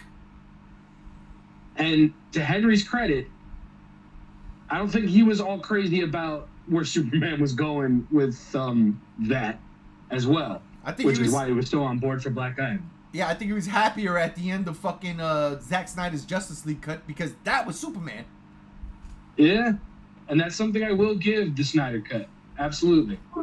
But this trailer felt more like Superman than Superman's been cinematically since, Christopher what was Reeve. that one movie? Yeah. Don't you Yeah, say we'll say Superman Christopher Reeve. returns. It's the most. I don't know what we're talking about. I wasn't referencing anything but Christopher Reeve. It's the most Superman has felt like Superman on the big screen. There's hope. There's fun. There's a lot of stuff going on, and of all the complaints I'm seeing, people are worried that the movie's going to be a little stuffed. That I can see eye to eye with. But everything else, hop off Zack Snyder's dick. He's good friends with James Gunn, and he's probably creaming his skivvies over it too. Relax. Yep. The movie, the teaser trailer, it hits you. It hits you with that down, but hope. It hits you with that storying fucking feelings of seeing good things happening. More hope. It's just throwing it in your face. Superman can be colorful. Superman can have his tiny whiteys on. All of this. And it's hope. And that fucking music, that theme, the fucking hum singing, whatever the fuck you want to call it, the harmonization. Damn whatever. John Williams. Right here. Mm-hmm. When I said I had the heart pain, when I say I had the heart pain when that shit dropped and I felt everything just rise and then boom, done, I felt every second of it. It was like a fucking roller coaster. I'm not a Superman fan. I'm not saying that I don't like Superman. Character-wise, in terms of comics, I haven't come across a story that interests me. I'll give I'll you say a it couple. like that. I'll give you a couple. Please do. I will. But this trailer, like if this was a trailer for a comic book that was coming out, I'd pick up that comic. I would order issue 1 and a variant. And if it's as good as I think it's going to be, just because I've heard Gunn talk about it, I'd be there for the entire run, variants and all. That's how I feel about it. It made me shed a tear. I had tears in my eyes when I was watching it because it just felt like a huge fucking weight off my shoulders. Because I was worried. I believe in Gunn. I believe in the Gunn of whatever the fuck, transgressions, whatever. I don't know what the fuck you're supposed to say. I believe in James Gunn, but I was still worried. And seeing that, hearing that, experiencing that the 12 fucking times I watched it, which doesn't happen much, there's hope. There's a weight lifted. And right in the center there, it's hype. There's love. And love, too. I thought you were going to say there's Superman, which, right there, smack dab in the middle. JR, this trailer gave us so much in terms of seeing these different versions, and I don't mean versions in that regard, but I different emotions of Superman. It starts off with him probably at his lowest in the movie. He is maybe not at his lowest, but at his weakest, right? Because he's down, he's bleeding, he's wheezing, the whistle, here comes Crypto, take me, we gotta go home, boy. Then it gives us that shot of him saving the girl. And you're like, oh, there's Superman. Whoa. When that shot of him zooming in, you know, cradling the little girl while all those fucking, you know, pipes and shit blowing up behind him. That was dope. You see the heroic side, but then you see this side where he's walking into Stag Industries and this guy throws a fucking can at his head. That was JR, by the way. JR played the can, throws the can at his head, and him just, it bouncing off of him, and him just like, fuck. And it's like, what's happening in this moment? Obviously, the people lost faith in Superman, so either Superman didn't save the day the way he should have, right? And now people are mad at him. And then you see not even the JSA, it's the Justice League International. You see Hawkgirl, Guy Gardner. Yeah, I guess you could say it's the JSA, but Guy Gardner's not in the JSA because you see Mr. Terrific. But then you see the love interest with Lois Lane, the love story that they're showing. They're kissing, they're hugging each other, they're there for each other, they're floating in the air, which was a better shot, I gotta be honest, than it was in Superman Returns. But all of that emotion to just, at the end, show Superman flying in the air, taking off and going, poof. And then that last shot with him not even kissing, but him and Lois just embracing that hug, while what is absolutely the engineer in the background, it's not Brainiac, ladies and gentlemen, it's the engineer, that laser light show going on. JR, I saved you for last because you are a most recent inductee into the DC universe, which swells my motherfucking heart with pride, right? Like, you have no idea how much that means. Before I get to you, though, I do want to say one thing to Chase. Chase. Yeah. I told you so. JR, your thoughts on this trailer, man? This trailer is fucking amazing. I watched it at my job when I wasn't supposed to. Just pulled it up, and I was like, I don't give a shit. Watched it, and I've watched it several times since. One thing that Mecha JR was saying in the comments, hope. And yeah, it seems like Superman in this movie is a symbol of hope, but it also comes off as maybe through the plots and events that unfold, maybe he has to fight with that idea of him being hope. Because when that big eyeball fucking thing is attacking the city, Superman ain't jumping up to save the city. He's making out with his girlfriend. Yeah, it could be like a holy fuck, this might kill me situation, or it's like she's like, you gotta do this. I don't know. There's a lot of stuff. Why are people turning on Superman? Could it be the manipulation of Lex Luthor? Or maybe this isn't the Justice Society, correct? It is, but it ain't. So you have Mr. Terrific, which, oh my god, I gotta be honest, man, getting to see Mr. Terrific, and then the fucking T-spheres that makes the shield around him as they're shooting at him, and the lady he's kind of protecting. I thought that was fantastic because that's some Superman. It looked like Superman was fighting him in the trailer. No, he wasn't in the football field. No. That dude reminded me of the Man of Steel. That dude reminded me of General Zod. Remember, they were in their black clad outfits and shit. That's what that reminded me of. I have no idea what that is.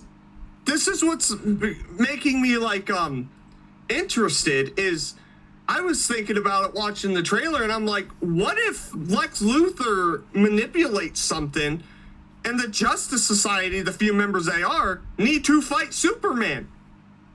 You know what I mean? Like maybe it's something like that. But I'm just speculating on this, and the trailer's fantastic. It got me thinking, and then he whistles. And you see a giant cloud of snow with Crypto the motherfucking Superdog running. And I'm going to say it right now. There are way too many people bitching about this. There are way too many people sitting here saying DC's gone too goofy. I'm like, why? Crypto the Superdog exists. And there is nothing wrong with having Crypto the Superdog in this. But you know why?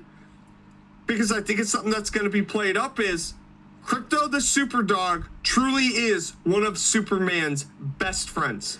Yep. That's what they're going to play up. And that ties into whether or not Superman wants to be a symbol of hope in this movie. It's all there. And they could go that route. James Gunn could be doing that. I don't know yet. It is a teaser trailer, a fucking long teaser trailer. That's why I don't think it's a teaser. I feel like it's just a regular trailer. Like, Yeah. I don't need to watch nothing after this. Just give me the movie on July 11th. But there's so much going on there, and I like it. Crypto the Superdog, I'm glad there's an appearance, and yeah, no, it's got me excited. There are things that came out today that have me less excited. Not for this movie, but possibly for the future, because it's not that I'm against it, it's just, can we get through the next two films first? Are you talking about the Robert Pattinson Batman thing? Yeah, We don't have to worry about that no time soon. I know, I really hope We don't. not. Listen. I mean, Here's the deal. Robert Pattinson said he's going to be retired next year, so we got nothing to worry about. They're going to make that Batman Part 2. It's a description, like, it's happening. That's going to be a thing. Don't worry about that. If anything, this is where I say I trust in James Gunn. He would make it feel organic. And the reason why I say that is because look at his Suicide Squad movie, right? oh yeah, it was great. They referenced the original Suicide Squad movie, right? They do. And that movie took place in Zack Snyder's DCU, right?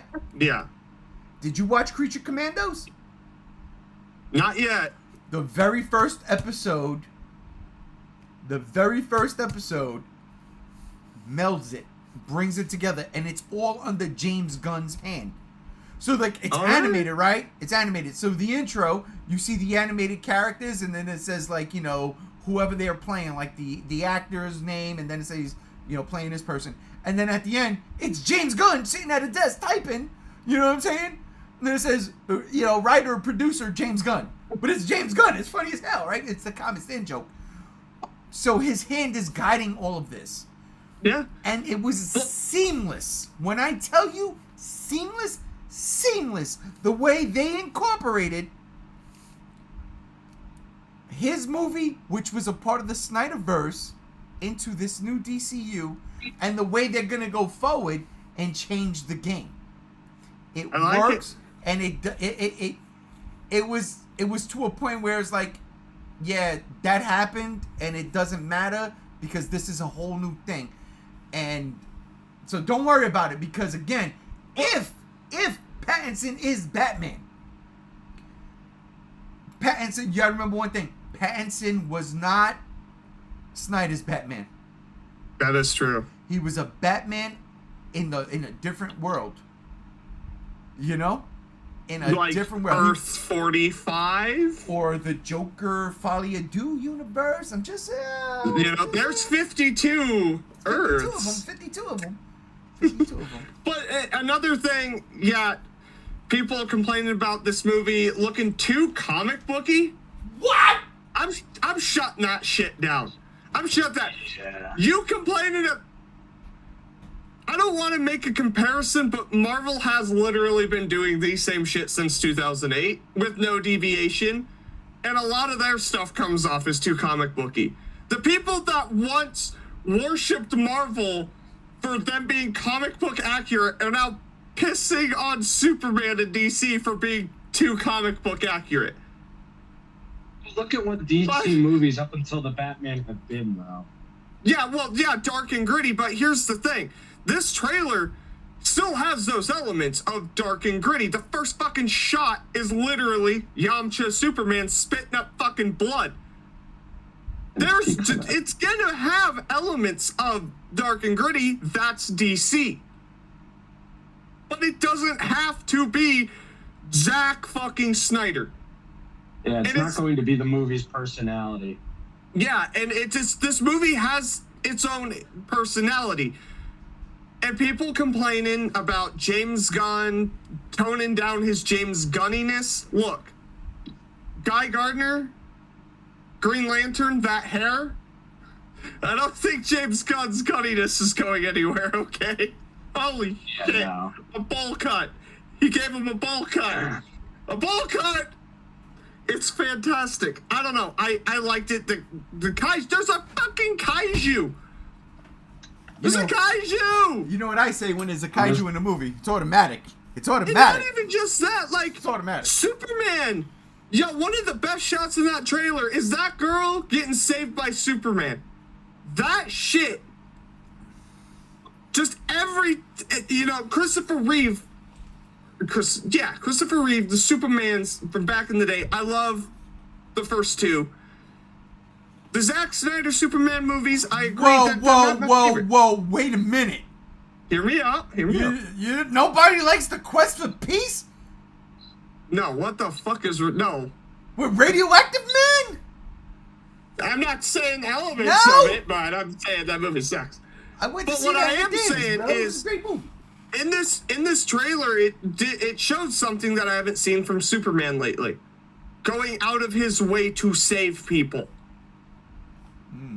I loved that. He just swoops in and makes sure that child is saved. He takes the hit. That's what Superman does for civilians, for humanity. He takes the hit. And that's where it could feed into, I don't want to fucking be Superman. Hey, fuck these people. Why am I here? All right, listen, I think you're going to be disappointed. I'll never be disappointed in this movie because I love either direction it goes. Yeah, because I was gonna say I can't see it going down that direction because that's a dark path. That's a Zack Snyder path that you're talking about. And James Gunn is not doing that. He wants to bring light where there's light and dark where there's dark. That's the Batman. Yeah. And then there's going to be the thing, and it. Obviously, I believe it's going to be Darkseid, but we don't need to get anywhere near there yet. There's so much to do. I don't want to. What I want is a Superman movie, and it does look like it's taken a note from Matt Reeves, year 2, year 3, year 4. His reluctance seems very Kingdom Come if they went that way. Mecha JR, you don't understand. I fucking get that. Totally. 1000%. Kingdom Come is my favorite DC story.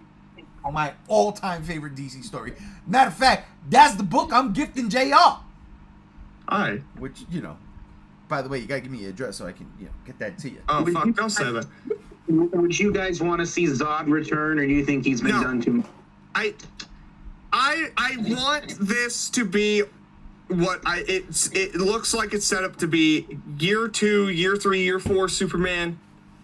Maybe just established a early Justice Society with Hawk Girl and what's his fuck? I just said his name is Green Lantern with Guy the bowl Gardner. cut.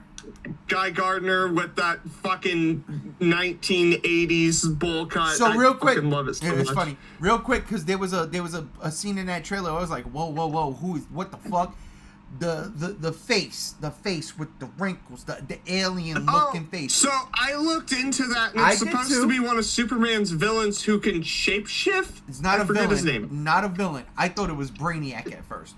Because So I it's thought not the a giant villain. I thought the giant eye was Brainiac. So I thought, oh shit, they just showed me Brainiac? It's Metamorpho. Yeah, Metamorpho. Who's a Where's part it of the Bizarro? Justice League. He's a part of the Justice shit. League International Okay. with Guy Gardner. And that's where I'm like, oh, that's pretty fucking cool. All right. So there's a lot going on. Or is it Bizarro? No. I thought Bizarro 2 at first, but no, they're not going to do Bizarro right off the bat like that.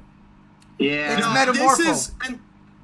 And this is where it's like, if the main villain is Lex Luthor, just manipulating shit, I do like that. And let's talk about the actor playing Lex Luthor. Nicholas Hoult, fantastic. So good. It's so good. And people are saying him holding the gun, it's like it's knockoff James Bond. What the fuck do you think, Lex Luthor? Get over yourself. Knockoff James Bond. I saw that.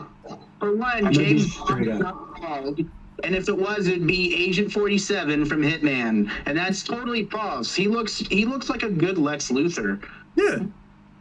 I'm gonna be completely honest with you, and I'm going there.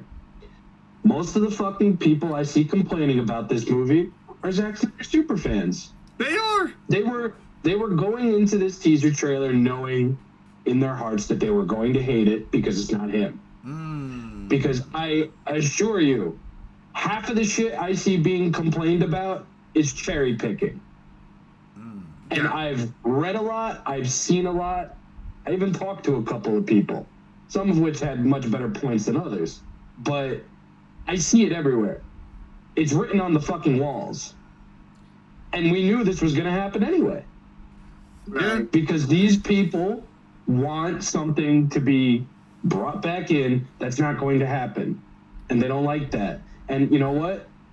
That's unfortunate, and I'm sorry. But it's done. It's over. There's a new age now. And if you're going to be pissy and bitchy and moany about it, then fuck off. One of the first things I I have no seen. sympathy. One of the first things I seen was, look at how light the color palette is, and then you get that dark because Superman just got fucking firebranded by the giant fucking salamander kaiju thing. Yes, please give it to me. So I'm telling you, I'm simple. I'm simple, y'all. I'm fucking simple.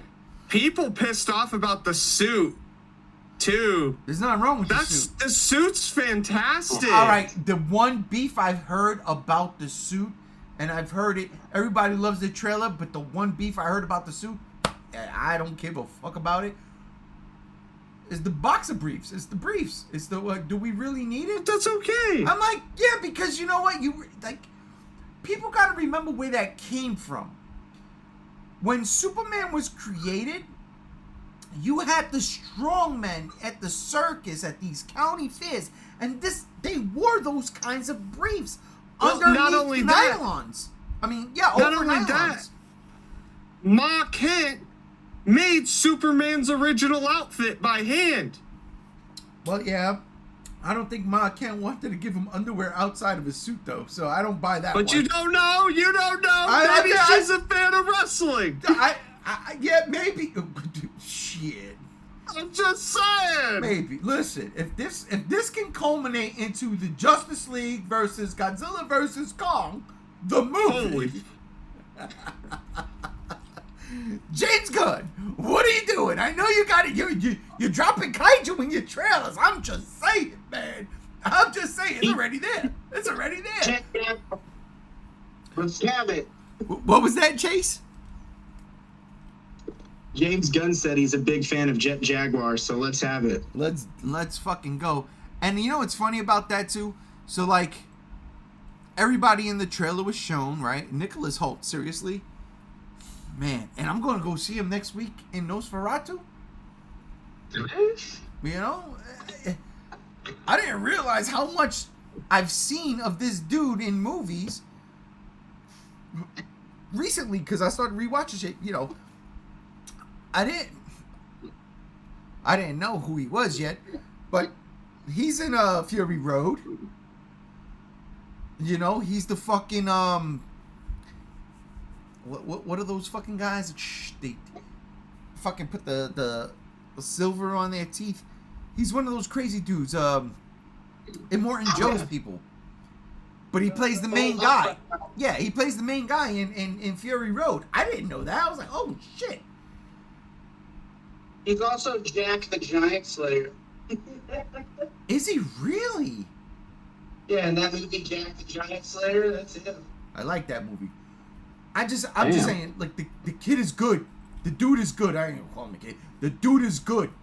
Nicholas Hoult is good. So, as Lex Luthor, and you know what? Here's the thing, too. Here's the thing.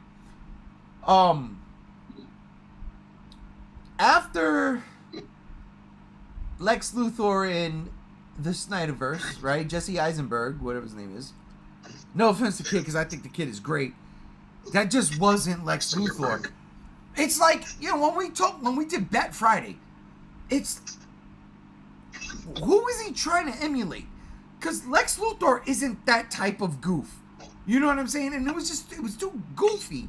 It was too, like, he wasn't the Joker. He was more like the Riddler in BVS. And it's like, what the fuck are we doing? It was stupid. I hated that direction. I don't blame the Kid. You got to kind of put the onus on Snyder there. But then you see this trailer, and you get a couple of Luthor shots, and you're like, oh, shit. Okay. Here's Lex Luthor. And it's a young Lex Luthor, which leaves more to explore with Lex Luthor himself. You know, if this is the start of, which it is, a new cinematic universe, now we get to see these actors play these characters get older. What happens as they age? Like for Lex Luthor, maybe he's young, dumb, doesn't think shit through as much, where 3-4 films from now, they're like really amping up that, okay, Lex Luthor is grown. This is the time period. This is where we're at. He's much more methodical, playing shit out a bit better. Has the green suit. No. Where's the suit? I think we're going to get that in this movie. Here's the deal. Remember, like we said, like you said, this isn't Superman year 1. I don't even think it's Superman year 4. I think we're a decade into Superman. You think so? Yeah, I think Superman's been around for 10 years. That's why we see all these other characters. Yeah. He inspires them. I mean, that's literally like the thing. He's the first. And then people they're inspired. Not Batman. Batman ain't inspired by no Superman. How are we doing 10 years of Superman existing without Batman? No, Batman's alive. He's around. He's definitely around. He's just doing shit. He's busy saving Gotham. Yeah, that's all he ever does. It's what it is, though. That's all he needs to do, bro. It is what That's it all he is. needs to do. Still kind of confused on Lex Luthor's character. Guess I'll do more research. With Lex Luthor, he literally just doesn't like Superman. Like, at the end of the day, he doesn't like Superman because Superman is inherently a god on Earth, and Lex Luthor doesn't want that. He wants Superman's power. He doesn't like that, blah, blah, blah. And just, as a whole, just doesn't like Superman because Superman, Lex Luthor, capitalist, evil man who becomes president. And that's actually, like, seriously? That's some good shit they need to tap into. That's some good shit. Luthor as president. So, dude, that's some good... James Gunn, that's the thing. Gunn knows his shit. Like, the Guardians movies, fantastic. I love them. But that fucking Suicide Squad movie, and just the way they handled Starro, which creates my favorite Robin, Jarro, the way all of that's fucking handled, it's just treated with such respect and love, and unfortunately Polka Dot Man dies, but that's just life. That's life. Just That's life. life. Wait till next week when I get there. That's life. We're gonna be singing. Y'all gonna be mad at me. All right. I'm excited. I'm excited for this. I'm excited for this restart. Restart's a good way of putting it. Of this DC cinematic universe, because Snyder did have 10 years. And there are some genuinely good movies in there. Like, for instance, I like The Flash. I think that's a good movie. And the Snyder cut of Justice League is great. That's great. So anyway, he had his run, and it didn't work. It didn't resonate. I don't think it was because it was dark and gritty. I think it was Zack Snyder, and it just no focus. And they chased trends with Marvel, and now it's like he's hitting that restart button, kicking on the fucking generator, and he's like, Let's try this again. It was definitely them killing Superman in the They second shouldn't have movie, killed Superman. and it didn't make sense. And that's exactly what sunk the That's Snyderverse. most of 'Cause Batman versus Superman. Man of Steel was fucking It good. wasn't Godzilla's fault that he's almighty and powerful and stronger than Superman. He had to go. Yeah. Listen, well, Godzilla put Superman in his fucking place He in the should, first fucking issue. And I really hope Uncle Todd in the next wave gives us Godzilla versus Superman and a mini Superman getting burnt to a crisp. Oh, Yeah, it's automatic it's so first day. good. Automatic. All right, well, listen. James Gunn gave us an early Christmas gift with this trailer. He really He did. did look dope. But I want to pose this question to you guys. Top 5 Christmas movies. Jingle bells, Batman smells, Robin laid an egg. The gotta sing it like the Batmobile Joker. lost his whip. No, I can't do it. And the Joker ran up. Not ran. Got away. Why'd you turn British? I'm confused. That Mark Hamill does a British Joker every now and then, bro. It comes out. It's there. I'm is not true, making it yeah. up. I'm not making it Yeah, up. he's got a British brood to him when he goes that octave higher. Yeah, he does. Yeah, he does. Welcome, Paisan. Oh, God. See? Y'all motherfuckers doubted me. I'm telling you. Practice that. You probably could nail that. That was pretty good. Thank you, sir. I've been practicing for over 30 I'm years. not being a jerk about it. I like, hey, you got that pretty good. Oh, no, I'm saying. I practiced that for like 30 some odd years. But I'm getting older, so it's almost over prime. Christmas movies. They're a dime a dozen. You put on the Hallmark Channel in fucking February, you're watching Christmas movie. You put a Hallmark Channel in fucking August, you're watching Christmas movies. They come. There's more Christmas movies than regular movies. If you really think about in life, there's more Christmas movies than regular movies. But there could be only 5 Christmas movies here on this podcast that are the standout, the absolute Christmassy Christmas movies. And we're going to get into it right now. So thank you, James Gunn. Question. Yeah. What's the question? Do we get a cheat or a chestnut roasting over an open fire? Yes, because you know what? That is it right there. Why didn't you tell me that earlier today? Because I only thought about it today at the diner when I was having a conversation with the diner folk about Christmas movies. And everybody got pissed off because people don't consider Die Hard a Christmas movie, and they're all like... So I bonded today. Real quick, Mecha JR, animated How the Grinch Stole Christmas. I will gladly die on this Mount Crumpet-shaped hill. Okay, so I want to preface this. When I say Christmas movies, I mean movies. I love the animated. Unless you're talking about. I think he's talking about the new one with Benedict Cumberbatch. All right, if you're talking about that counts. That absolutely counts. But if you're talking about. If it's not longer than 30 minutes. Yeah, look. Yeah. Now, if I were to just say Christmassy, things you get to watch, I don't know, Christmas TV, Christmas stuff in that regards, then, it's a Charlie Brown Christmas and nobody can tell me different, right? It's Rudolph the Red-Nosed Reindeer. Nobody can tell me different. But those are like 20 to 30 minutes. Right. I'm talking about legitimate, these were in the theaters, these are Christmas movies. That's what we're talking about. Christmas movies. And good God Almighty, well, and I was talking about Hallmark. They weren't in the theaters, but for the love of God, there's so many of them, we can't even deny them.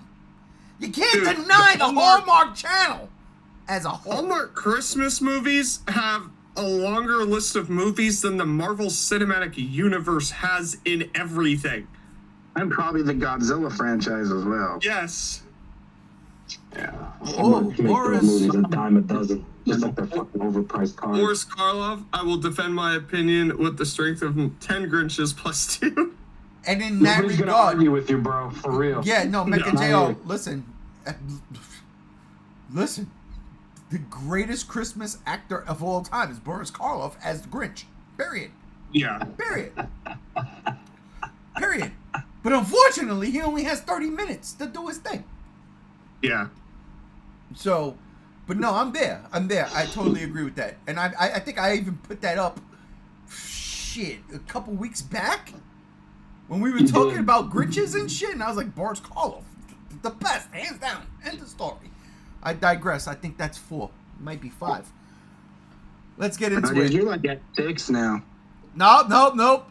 I saw Rob. He gave me the magic 4-finger. Magic 4, maybe 5. All right.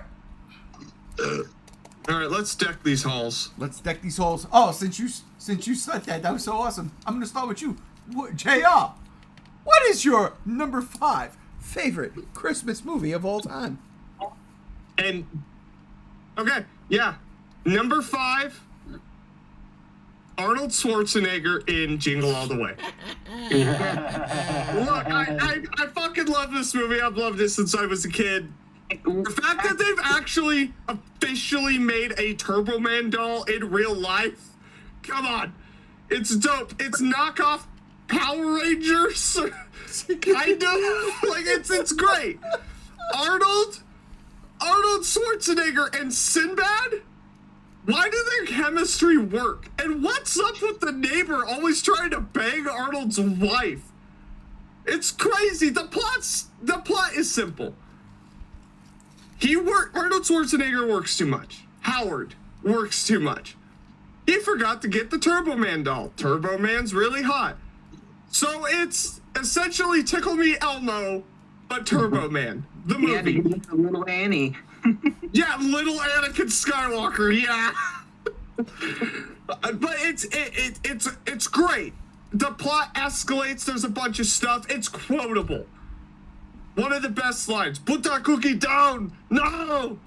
Just so fucking good. Take voice act lessons over the past couple of months I haven't been around. No, I've just been doing that voice since I was 8. Put that It's fantastic. And then it's batshit insane. How is this motherfucker not in a maximum security prison? That poor police officer, bomb threats, what the fuck? And there's jokes in the movie. If you listen to it, I have the special edition Blu-ray. There are words that are said from kids to Booster that I can't say on this podcast, but I was like, damn. Do they start with F and end with T? Yes. Bro, but that was a fucking staple of the times. We used to just say you fucking faggot, bro. That's what it was. I'm sorry. That's what it was. I love it because it's just some shitty teenagers beating up a fucking guy, and nobody likes you, Booster. Dude, it's great. If you haven't seen Jingle All the Way, you're missing it. You're missing an iconic Christmas movie. That is somehow one of the most mean-spirited Christmas movies I've ever fucking seen. Dude, a factory of Santa Clauses making counterfeit toys. What the fuck? And they're fucking assholes. Jingle All the Way is gold. We still need to watch it. Yeah, I'm waiting till Christmas Eve. That's when we watch it. But yeah, Jingle All the Way, number 5. Fantastic. I fucking love it. I love it. I can't even be mad at you. Chase, what's your number 5? Dude, I was gonna say Jingle All the Way as well, but the sequel with Larry the Cable Guy. No, I'm just kidding. I was like, there's a sequel. What? What the fuck? Dude. So there was this movie called Santa Claus, and it's a movie where he turns into a werewolf. That was pretty cool. But I think I'm gonna give it to there's actually a movie with LL Cool J and Queen Latifah called The Last Holiday. What? And I think I'm going to give it to that because I remember seeing that movie as a kid, and it's about Queen Latifah getting a diagnosis that she's going to die from brain cancer. Oh, shit. And she goes in this last holiday, and it actually was a very wholesome, good Christmas movie. And I remember seeing it with my family as a kid, and I actually really enjoyed that movie. It's a feel-good movie. And it's funny, has some cool things in it. LL Cool J gets picked on the whole time by the world as he's trying to meet Queen Latifah somewhere and like ski resort, and it was pretty funny, and I liked that movie a lot. It was pretty wholesome. Was that the one with Steve Martin in it? With Steve who? Steve Martin, if I'm not mistaken. Last Holiday. I don't think so. Because I remember a Queen Latifah movie where it sounds exactly the same premise. There were so many people in it. It has Alicia Witt, Haley Bailey, LL Cool J, Gerard Depardieu, Giancarlo Esposito, or Esposito, Smokey Robinson was in it, Susan Kellerman. What year was Timothy this? Hutton. What year was it? It was 2006. Yeah, no, that sounds about right. Oh shit! Wow. Okay. Emerald Lagasse's in it. Yeah, no Steve Martin, but I think I know what you're talking about though. That's a different Christmas movie. That's called Bringing Down the House. Bringing Down the House. Never mind. Yep, that's the one. I'm thinking that is the one. Oh wow, The Last Holiday. Way to go, Chase. It was a good movie. If you want a good feel good holiday movie, it's pretty good. I don't know about that feel good. Dear Has a Christmas. good ending, but I won't spoil it. Okay. Well, I feel in that regard. All right. Rob, what's your number 5 favorite Christmas movie of all time? Well, I have to use my chestnut roasting over an open fire early. All right. Keep it very, very brief. Everybody got chestnuts. Just so y'all know, that's a cheat, the chestnut. Real quick, what is the chestnut? Real fast. A cheat. Another Christmas movie you could throw in that you had. Oh, man, I really wanted to put it here, but... Yeah, so it'd be like a 0.5 in there. Yeah. You know what? Okay. You know what? Let's make the chestnut in the beginning. I wish Rob would have told me earlier. But let's make the chestnut anything Christmassy that we've seen. So, for instance, I like it. if you want to use Charlie Brown, use Charlie Brown. I like it. All right. So my chestnut and my number 5 are actually linked together because I saw them for the first time on TV on the same night. And my chestnut is season 1, episode 18, I believe, of Hey Arnold, titled Arnold's Christmas. It is one of my favorite cartoon Christmas specials of all time. It's about somebody in the boarding house named Mr. Nguyen who just wants to see his daughter that he had to give up to a soldier in Vietnam during the Great Vietnam War in the North. And the guy tells him the city, and he moves to the city that the show takes place in. And he's been looking for his daughter this whole time, and Arnold gets him as a secret Santa. And Arnold sets out on this big day before Christmas mission to help find Mr. Quinn's daughter. And if you've seen it, if you haven't seen it, shit makes me cry every fucking year. I saw that for the first time as a young baby boy, and I cried my fucking eyes out. To only flip the channel, maybe a couple of channels up. Nickelodeon was 33, so maybe I went to whatever HBO was at that point, and I see this beautiful display of color and lights, and then it's people in a car. National Lampoon's Christmas Vacation, my number 5. I got the most wholesome cartoon adventure, only to be followed up with one of the fucking raunchiest Christmas movies of all time. And I don't think I need to say why. I don't think I need to say how, because it's National Lampoon, it's Chevy Chase, it's a Christmas Vacation story.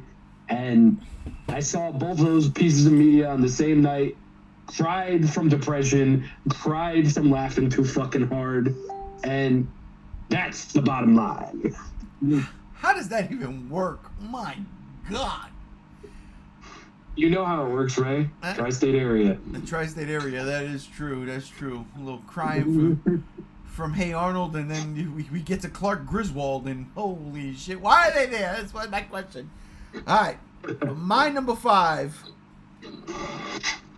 My number 5, and I switched up a couple. I knew what my number. I knew what 3 to 1 was. I knew it. It was never changing. My number 5 is A Christmas Story, and it goes because I'm of the age where that was the legitimate only Christmas movie at the time. And then TNT decided to, run that shit back every Christmas Eve. And it became one of those things like on Thanksgiving, I would wake up and I'd watch March of the Wooden Soldiers. A Christmas Story is one of those movies where I'd wake up on Christmas Eve and you know what? Put that shit on. It was like when TNT had Monster Vision. Just put it on. Let it rock. Watch a bunch of old school Godzilla movies. No fucking problem. I got no problem with that. Dude, That's you how, just put me in a pass of memory lane with Monster Vision right there, man. Right, Oh my right, god. And right? TV. Dude, it was one of those things. It was just like, put it on and let it rock. That's what it was. So it was like, when I was a kid, we would watch it before TNT did the marathon shit.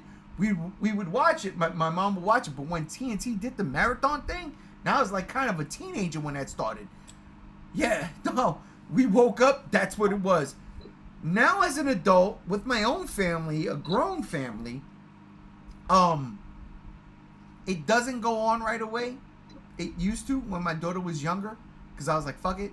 But now we wake up, it's Christmas morning, we don't put that on, we put the Yuletide log on, and then A Christmas Story. But I do my own thing. I digress. That is definitely 5 or 6. We'll get to that one later. But yeah, Christmas Story, that's my number 5. I like the Yule-log thing, Bear. Rob, why? Why didn't you tell me? Why? I'm sorry, man. Good It Lord. came to me randomly. Such a good fucking prop to use, too. The Yule-log, like, fuck. Alright. JR! Number 4. I'm gonna use my cheat. I'm gonna use my Yuletide holiday candy Chestnut, cane. Yuletide, yeah, everything. Whatever, it's everything. What is it, Rob? What's it called again? The chestnut roasting over an open fire, bro. Mm-hmm. These balls roasting over an open fire. Jingle balls. I'm dreaming of a white woman. I remember Scary Movie 2. Jesus Christ, the chestnut.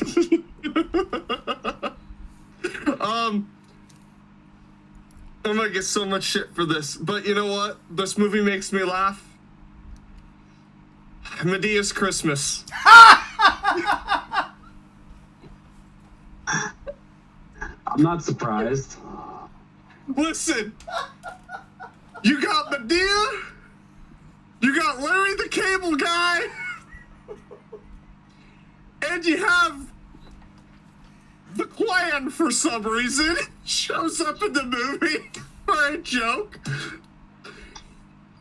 It's good. It's funny. It's fucking entertaining. It was right before Tyler Perry Medea movies just like turned into them all sitting in a room the entire fucking time and talking. It was right before that. Medea's Christmas, man. Oh, Jesus. It's like Larry the Cable Guy and Tyler Perry work off each other so well. I love it. I dig it. What guy was in that? That's funny. Oh, yeah. Larry the Cable Guy's in it. And, of course, Tyler Perry. And, yeah, there's like 90 plots in it.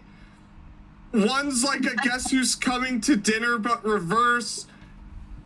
One's that the school is having a Christmas Jubilee and they don't have a budget, so they sign a contract where they can't say Jesus and Christmas for the Jubilee, and the townsfolk don't like it. And then there's the mother-daughter issues and how her mom doesn't like white men because her husband ran away with her. Right?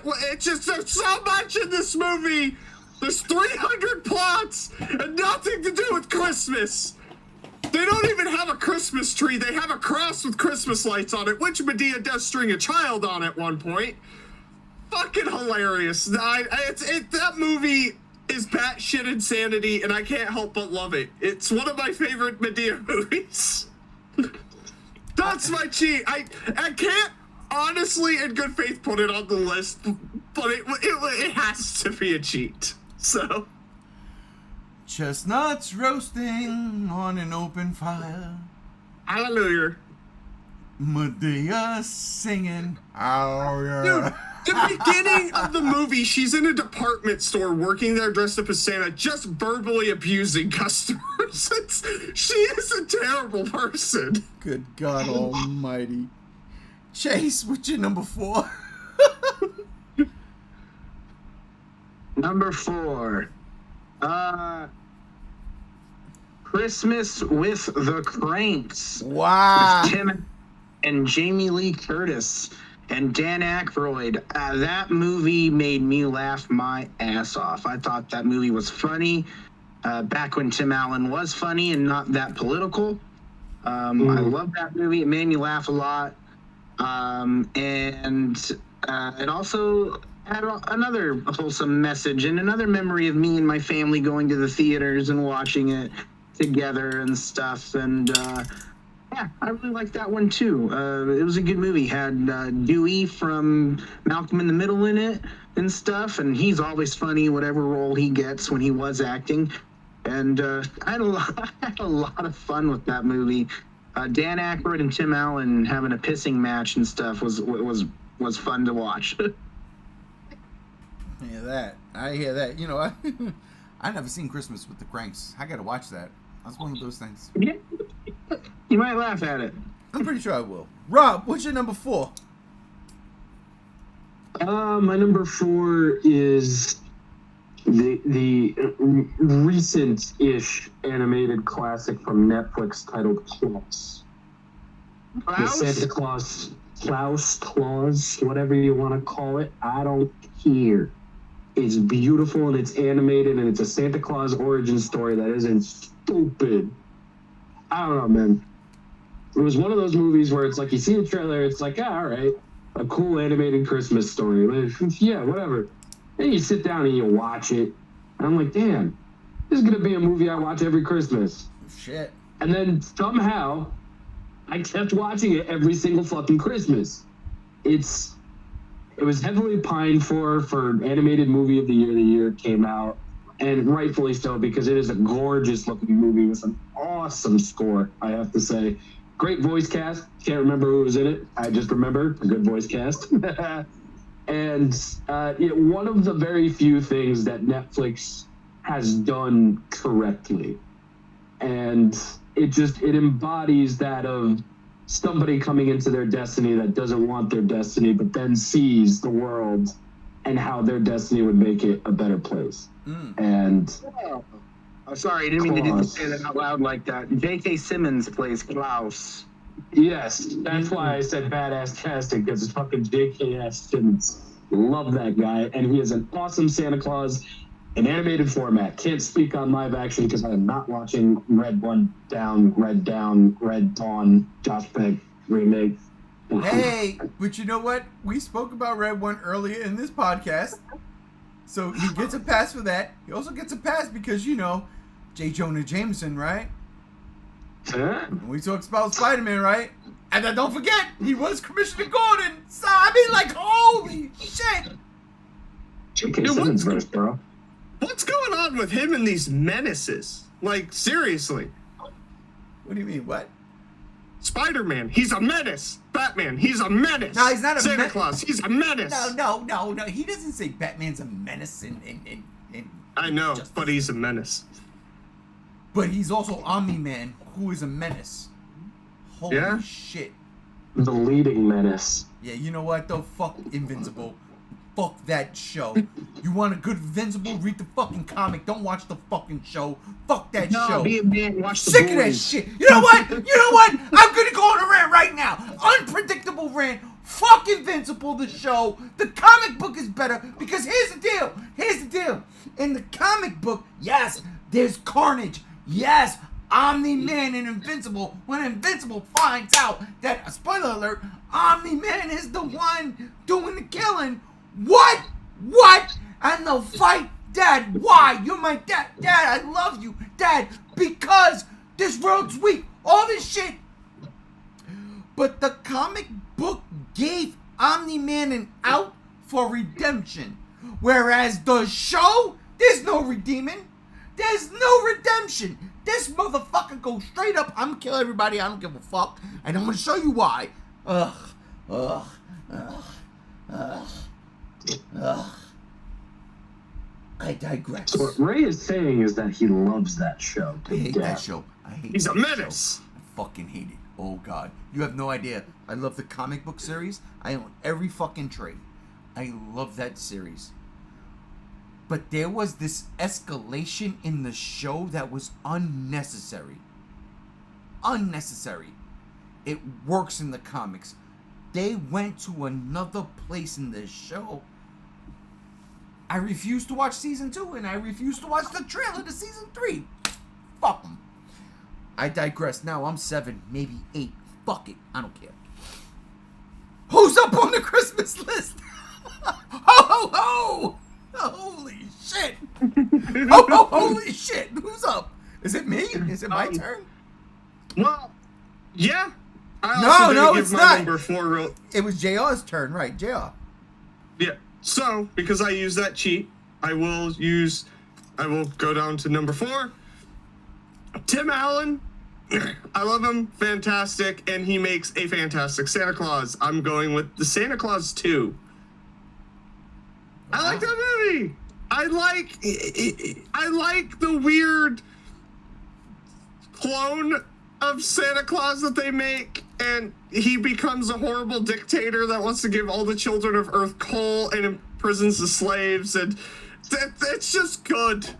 Tim Allen is a good Santa Claus. Tim Allen's a great actor, and that's one of those movies where it really, like, opens him up as an actor. He's not sleepwalking through it at any point. He's eccentric. He's eating, chewing, demolishing the scenery, and he's got to get married. And he's fat. There's just so much to like about it. You know, you take Tim the Toolman Taylor, make him Santa Claus. I'm here all day. I like the Santa Claus too. It's my number 4. That's not a bad number 4 at all. It's not a bad. Nah. It's not better than my number 4. I'm gonna tell you that right now. But Oh, my really? number You 4. tell me what your number 4 is. But my number 4 is probably one of your higher ups. So I'm just gonna throw that out there. My number 4 is The Nightmare Before Christmas. Because kidnap these Santa Claus, lock 'em in a cage. Listen, there's no doubt What's about this? it. What's this? Exactly, Chase, exactly. What is this? When I saw that movie, I was like, what is going on? What is this? What is this? What's this? What's... And it blew my fucking mind, man. I took my brother to see that movie, man, and we were both like, whoa. Because, I mean, I figured I was going to have a good time, but I did not realize the good time I was going to have. You know what I mean? Like, this was one of those movies I was like, that's an automatic day one VHS DVD. Let's get it. And it is. I'm a Halloween guy. I love Halloween. It's Halloween meeting Christmas. I hate Christmas. I hate Christmas now. I love it when I was a kid, but I hate now paying for everything. But it was that movie where I was like, my God. And again, that Danny Elfman score is fucking pitch perfect fantastic. Everything they do. And you know what I'm mad at? As a fan of Super 7, the reaction lines that I collected all the time, I have not gotten not one Nightmare Before Christmas Super 7 reaction. I reserve it for Godzilla and Transformers. I'm sorry, Super 7, but you know what? I might rectify that. But my number 4, Nightmare Before Christmas, it's just fucking classic, dude. How the fuck? How the fuck? But Agreed. since JR is not here, let me read the chats and let me read what Mecha JR is saying. Mecha JR writes, Omni-Man is on his redemption arc right now. That was when I was spewing my spiel. Mecha JR also comes back with, you're joking. You're joking. I can't believe my eyes. You're joking me. You gotta be. This can't be the right guy. He's ancient. He's ugly. I don't know which is worse. I might just split a steam now if I don't die laughing first. There you go. What is going on? Nightmare Before Dude, Christmas. Delonte talking to me right now. We Yeah. are everyone. I'm gonna be honest. I don't like that movie. Fair. It's not my movie. I prefer Coraline. It's not a Christmas movie. Is it? I've never seen it. Oh, Coraline's Coraline's good. fantastic. Yeah, Coraline's amazing. You know, it's crazy. I kind of Frankenweenie figured was that. best in Coraline for the Gamera. Yeah, I kind of figured Yeah. Coraline was one of those movies when they re-released it like this year or some shit, and I was like, oh wow, what? What? That 4K steelbook was gorgeous. Money when it was reintroduced. I was shocked. That was a Neil Gaiman story. Yes, Ugh, that Henry Selick adapted. Neil Gaiman. All right, Neil Gaiman, shut your fucking mouth on that Sandman shit. I digress. That's definitely 7. All right. Well, I like.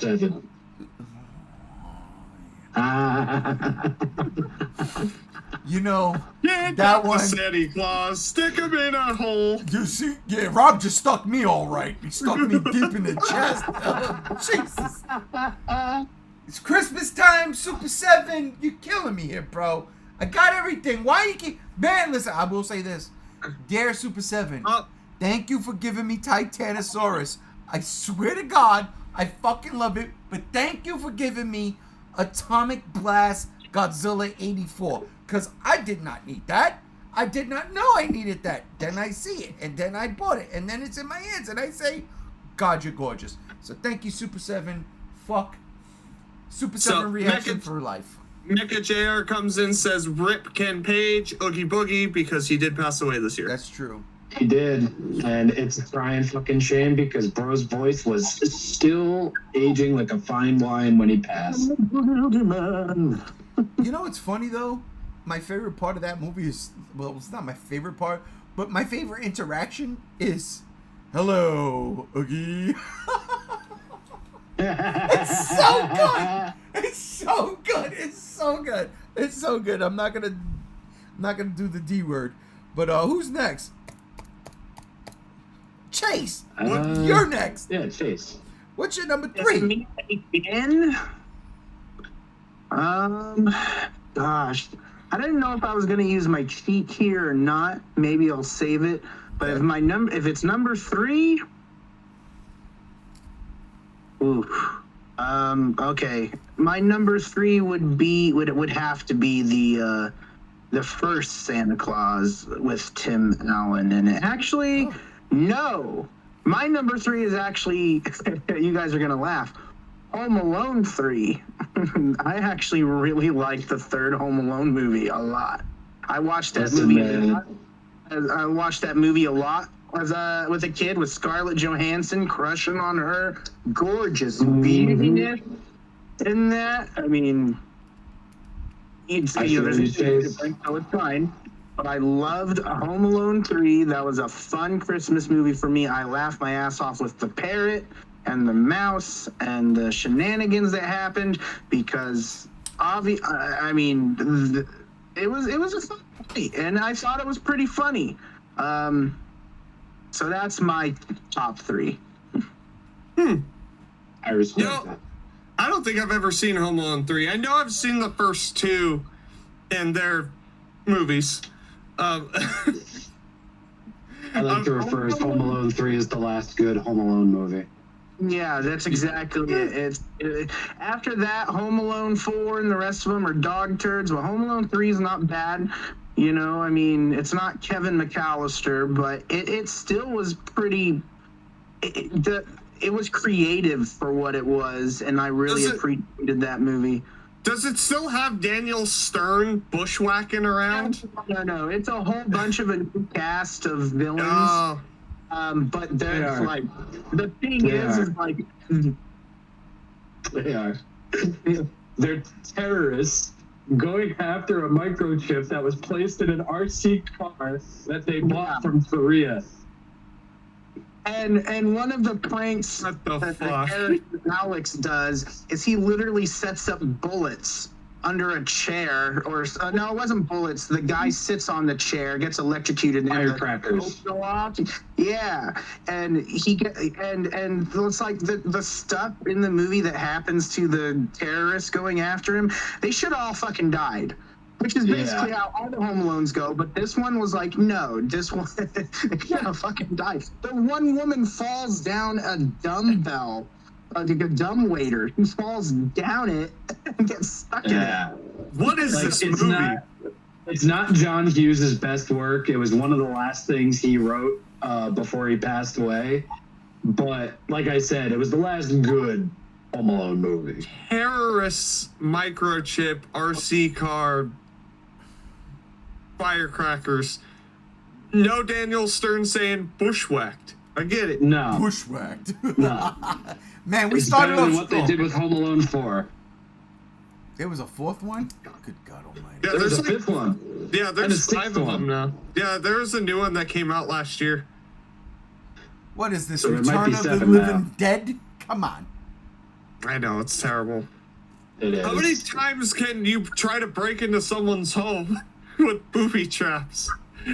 It's funny because the fourth one brought the Kevin McAllister character back. What? And yeah, it's played by a different kid, obviously. Oh, yeah. And they bring back Harry, but they call him Marv. Yeah. Dude lives in Yeah. like a fucking mansion too, and this like trophy wife is a bitch to him and everything. I It's know like, which one that is, but whatever happened to Daniel Stern? I swear to God, after Bushwhacked, no, after Christmas Story 2. Daniel Stern had to Daniel leave Stern- for a bit, but the last movie he was in was the movie that guys from Workaholics did, and it was the Game Over movie. Daniel Stern actually lives in the middle of nowhere now, and he is a breathtakingly amazing sculptor. He's on TikTok and everything. He just showcased this beautiful sculpture he did of a woman leaning back across the flat part of a chair, and it was breathtaking work. The Nice. man is fucking talented. But anyway, Unbelievable. and I love him for a fucking scream. yes, yeah, he is the fucking scream queen of my childhood because bro scrumped himself to a skeleton. Again, Yeah. I own Bushwhacked. Daniel Stern's in Bushwhacked. That movie's terrible. I can't. But also City Slickers 1. His serious roles are fantastic as well. But If you're a fan of like those Disney movies that went to like straight to TV, the kid who plays Alex in Home Alone 3 is the kid who played Max in Max Keeble's Big Move, and that's another gem of mine. I don't even know Oh, any of that God. stuff. I know That's what way that past Grace is. time. I don't. But Christmas movies, and you're up, JR. Number 3. You skipped me. Yeah, You you skipped. skipped me. Oh, shit. I No, my skipped. bad. Yeah, Rob. You're up, Rob. My bad. JR. Then Damn, bro. Like, Well- those IPAs. Woo-wee. Fucking did you know? Oh, sorry. Got bushwhacked. Good God. My number 3 is A Christmas Story. Because for me, at a very young age, that was the only Christmas movie I owned, technically. And, I mean, it's got the legacy to prove it. I don't need to say anything else. It's a fucking Christmas story. It's fragile. It's all over the place. It's an icon. It's a movie that they tried making multiple sequels to, and it really hasn't worked out for either of them. Never worked. Even though the last one was, I understood the vision, but I didn't. Is that the one where he's adult? He's an adult. Yeah. I didn't see yeah, that he one. goes back home. But the summer story with the top, I gotta be honest, I kinda dug it. It ain't on par. But I was like, for a sequel, it's when Disney was making straight to DVD sequels to their fucking hot movies. Yeah. It was like, it wasn't Ariel's beginning, but it was the one before that. Yeah. That was it? That was it? Yeah. Yeah, there's really not Christmas much. story. There's a, The legacy speaks for itself. you know, and it's true. I'm gonna speak out again on A Christmas Story. Fuck, damn, what the hell I wanted to say about that movie? Oh, iconic scenes, iconic filmography, iconic shots. A Christmas Story, if it wasn't for the other ones on my list, would have been number one for one shot and one shot only. I swear to God. Christmas night. After they've opened their gifts and mother and father are sitting on the couch with a glass of wine in their hand, with the lights around everything, looking out the window at that beautiful, puffy snow, that pillow snow I used to call it. Those fat fucking snowflakes, not the tiny little drizzle. Those fat fucking snowflakes just falling on the ground. And then the music hits, and it is, man, that is Christmas for me. That is Christmas. You know what I'm saying? Like, I am an absolute great. Look, look. My shirt is a Christmas Grinch shirt. I'm the jolliest. You know, like my sister-in-law got me a Grinch shirt I don't like Christmas. As I got older, I hate it. But when I watch A Christmas Story, it is that shot that I just sit back, and if I had a blunt and I don't smoke, I would smoke a blunt too. I would sip a beer too. That is an iconic fucking... That is Christmas for me. I digress. That is definitely 8. Shit, fuck. I'm making up for lost times. But JR, it's your turn. A Christmas Story. My number 3. No, you will not find A Christmas Story on my list. It's Medea's Christmas Part 2. No, number 3. I just fucking love this movie. You know, there's a certain joy you get when you get a present and it's singing a song to you and you open it and it's adorable. But then you accidentally get some water on it. And then eggs start sprouting, and I'm absolutely going with Gremlins as my number 3. Hold up. I got it. It's a Christmas movie. No. I gotta cut you off. No. It's absolutely a Christmas movie. But I swear to God, if I'm not mistaken, you said you hated that movie. No, I love Gremlins. I hate A Christmas Story and A Nightmare Before Christmas. Oh God, I swear to God. Oh my God. IPAs be getting to your brain. Yeah, they are. No, I fucking love Gremlins. Gremlins is...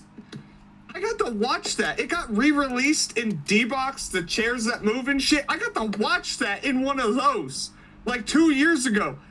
It was fun as shit. I fucking love this movie, man. It's like... That, to me, was the start of marrying horror and Christmas to a degree where it wasn't just a slasher. Like Silent Night, Deadly Night, which is not on my fucking list. You know, it's fantastic. And the creature designs, great. Dude, you can't tell me you don't want a Gizmo. Yeah. What, I want a Gizmo. I want a Gizmo. I would love a Mogwai. Absolutely. Yeah. But then I would also love a fucking Gremlin. Because they're fucking badass. Yes. Underrated sequel, but it's not a Christmas movie. I do like the sequel as well. But no. What? Gremlins. It's Yeah, good. It's good. Gremlins. Sequel. It's good. Sequel. Gremlins is fantastic. One of the best scenes in the movie. I mean, the whole fucking movie. But my favorite Gremlin, because you could go throughout this movie and pick your favorite Gremlin, is the one with the whiskey glass, the cigarette, and the fedora. When the whole movie just slows down, plays some somber music, he's like, baby. Fucking fantastic. It's fucking amazing.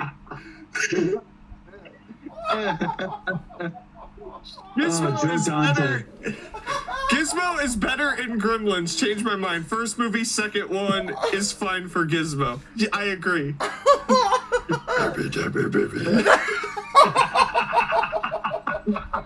You don't know, I just like during Christmas I run around and make Gremlin noises. Man, you know what really fucks me up right now? Is that I had Gremlins on my list and I cut it. How the fuck could you do it? Oh man, because you know what? Because fuck, you're killing me with that. Because that's perfect. Because that's one of the scenes I love in that movie. I love it. But it's kidnapping Santa Claus, bro. It was the songs of A Nightmare Before Christmas that put it over for me. It was that Danny Elfman music that I was like, fuck, I love you, Gizmo. I'm sorry. And please don't come to my house. But and eat the chicken. soundtrack to Gremlins.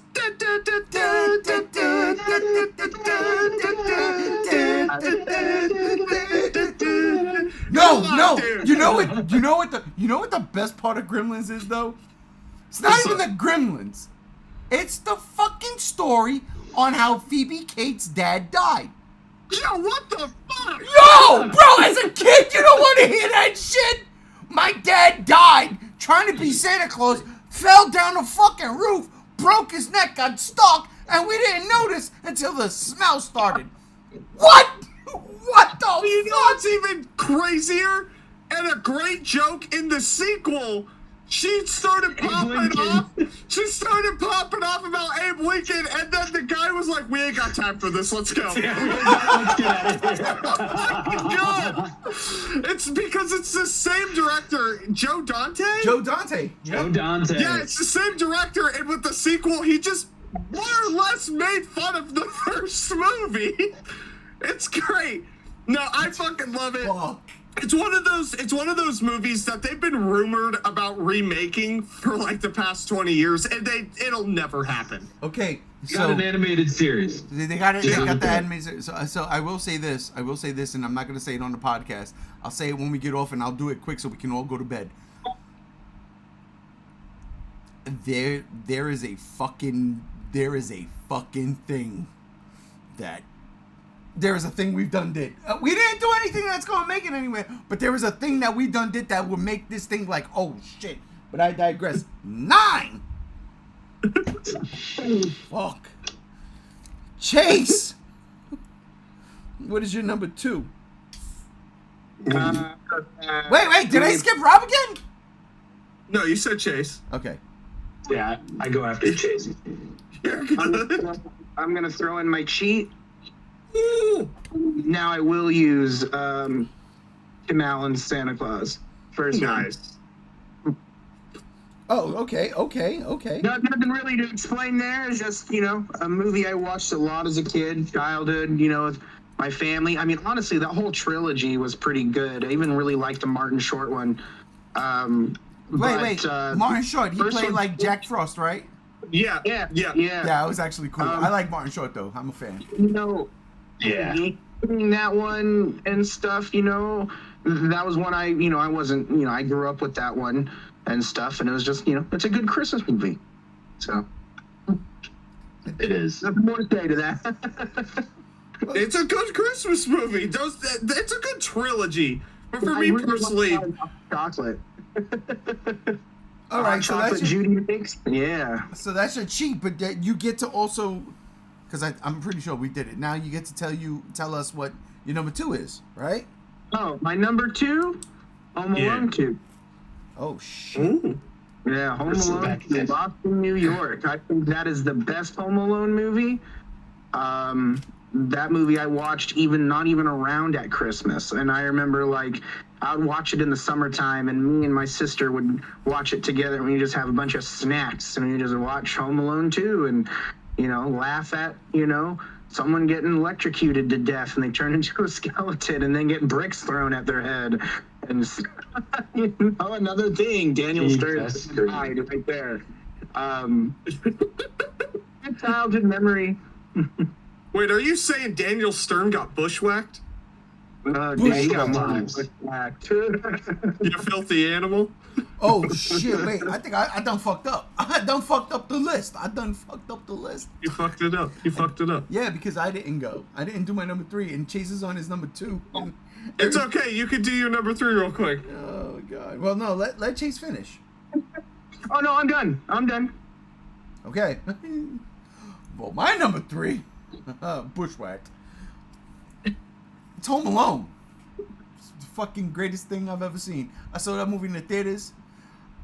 You know why Home Alone makes this list and where I gotta place it at number 3, and it should have been higher up. It should have been, but there are some things. The reason why Home Alone 3, Jesus Christ, I didn't even see that movie. Home Alone is number 3 for me is because on video, and I seen this movie in the theaters, and I loved it. My grandfather took me to see it, and I loved it. It was funny as hell. Still one of the funniest movies I've ever seen. You can watch it today and still piss your fucking pants crack up. But it was at my cousin's house, so shout out to my cousin, Bessie and Dorinda. My cousin Stacy was there too. She's younger. And we had it on VHS. And all we did, and I put that fucking picture in the thumbnail for a reason, all we did was rewind Daniel Stern with the spider on his face and that fucking scream. We watched that shit for almost 2 hours. We just kept going back and back, and it, like Beetlejuice said in the first movie, and it keeps getting funnier every time I see it. It's the God's honest truth. I swear to God, never in a million years would I think. And to this day, I watch, when I was putting thumbnail up, I was laughing. I was like, because I remember the scream. And don't get me wrong, Home Alone 2 Lost in New York is dope. But I was like, I live in New York, so I don't give a fuck. I don't give a fuck. Yeah, you were thinking those sewer rats could have taken Kevin for sure. No, you know what though? That pigeon lady shit, that pigeon lady is real, bro. That shit is real. That was real. When he screams in that one, it was funny as hell, but no, nothing. In comedic history, there may be one or two things. But if we did like a top comedic moment, like the funniest moments, if we did a top one, this is in my top 3, and I don't know where it goes. Because that scream, that face, the idea of it, personally, let's be for real here. If you had a fucking tarantula on your face, are you not freaking out? No, Absolutely. I just cut off my face, dude. You just cut exactly. You John Travolta, Nicolas Cage face off. Bro, how do you even, like, how do you live through life knowing that a tarantula was on your face? I have to get a new face. I gotta don't know. take the old one off and get a new one. I don't know, but that scene right there, and I shit you not when I tell you, we literally watched this shit for about an hour and a half to 2 hours. We just kept going back and laughing, and I mean like dying, laughing. The laugh that hurts your stomach. The laugh that your fucking lungs are saying, dude, what are you doing? Mind you, we were, you know, some of us were smoking. I mean, like, there was some good shit going around that night. But that shit right there, and all of Home Alone is great. Like, I love the idea, the booby traps and all of that shit. And then the score, like, it just works. And if I'm not mistaken, that's a John Williams score. Yes. It is a perfect Christmas movie. It really fucking is. But at the same time, it's not the perfect Christmas movie because ain't no real kid gonna get caught up in 2 fucking dudes trying to rob your house and do all that shit. So stop the bullshit. I'm an adult. I know better now. But no, for real. Home Alone is one of the best Christmas movies ever made. It's my number 3. Goddamn right. All right. We got. That means it's Rob's number 2. It is Rob's number 2 right now. Yeah.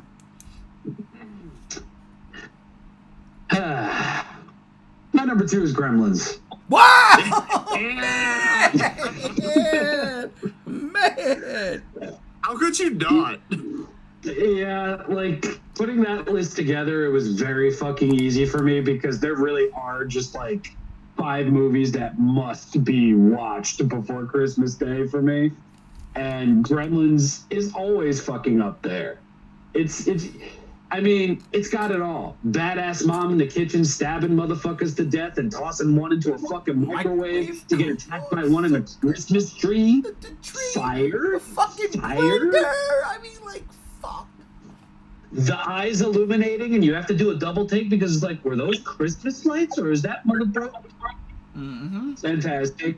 Frank Welker running rampant on that movie as the voice of all the Gremlins, save for Gizmo, Howie Mandel. Gotta give those props. That's one of the reasons why I fell in love with Frank Welker was because of Gremlins. And bro, you can't beat it. And It's just one of those instances where it didn't need a sequel the first time. It doesn't need a reboot this time. Yeah, I agree. Gizmo. I'm gonna tell you something, man. Gremlins scared the fucking shit out of me when I saw that shit as a child. Two scenes scared the shit out of me. Okay, the one obvious one was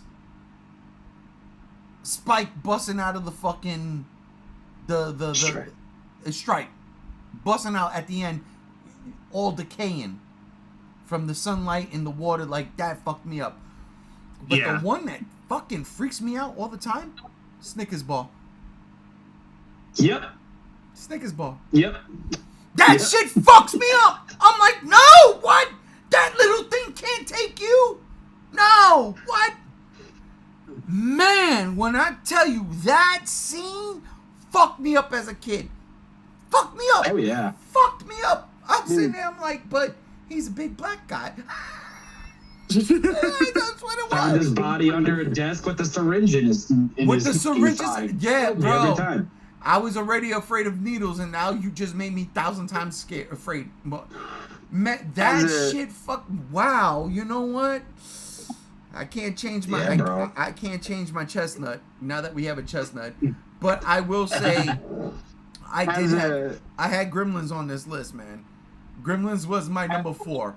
It really was. I had to rethink things because I forgot about Nightmare. And yes, y'all can say what y'all want, but man, Nightmare Before Christmas, it's my never-ending story. It's my never-ending battle. I love Halloween, and I gotta deal with Christmas. Fuck, but that movie makes it make sense. If that makes sense. Yes, it does. As a kid, for me, Gremlins made me afraid of eating chicken refrigerated. I want to fucking eat chicken and turn into a fur ball or scary looking thing. Like, we got KFC for dinner. I'm like, you guys eat it. It should be voiced by Frank Welker. But that's the thing about Gremlins too. Like, that's a win. The idea, like, okay, the Mogwai, if you put water on them, they're gonna spawn. But if you feed them after midnight, which is a big no-no, those fucking eggs and they're alien eggs. You know what I'm saying? Like, look at them. Yeah. They're literally the fucking eggs from aliens. And the way they hatch and that slime and that the fucking fog and then that noise.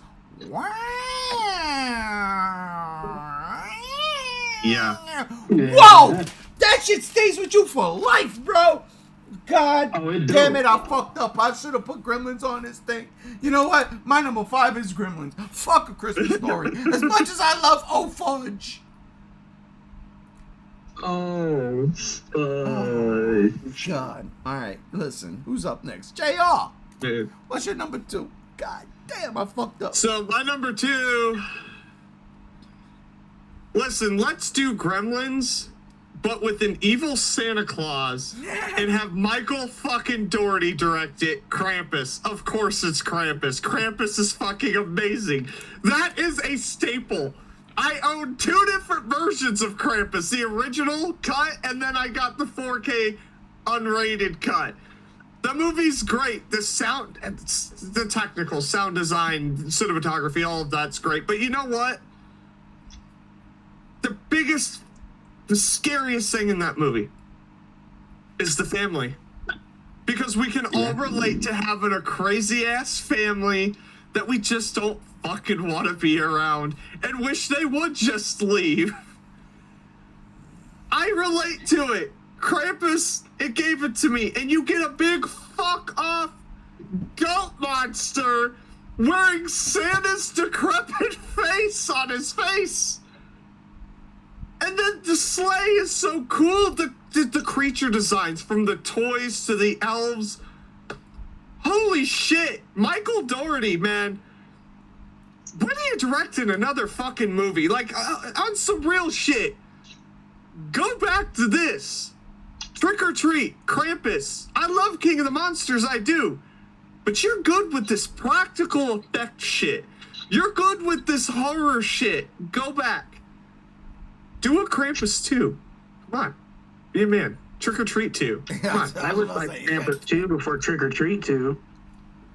But yeah, no, Krampus, it's phenomenal. It's Gremlins, but Satanic Santa. Yeah. I like it. I love it. I want some more of it.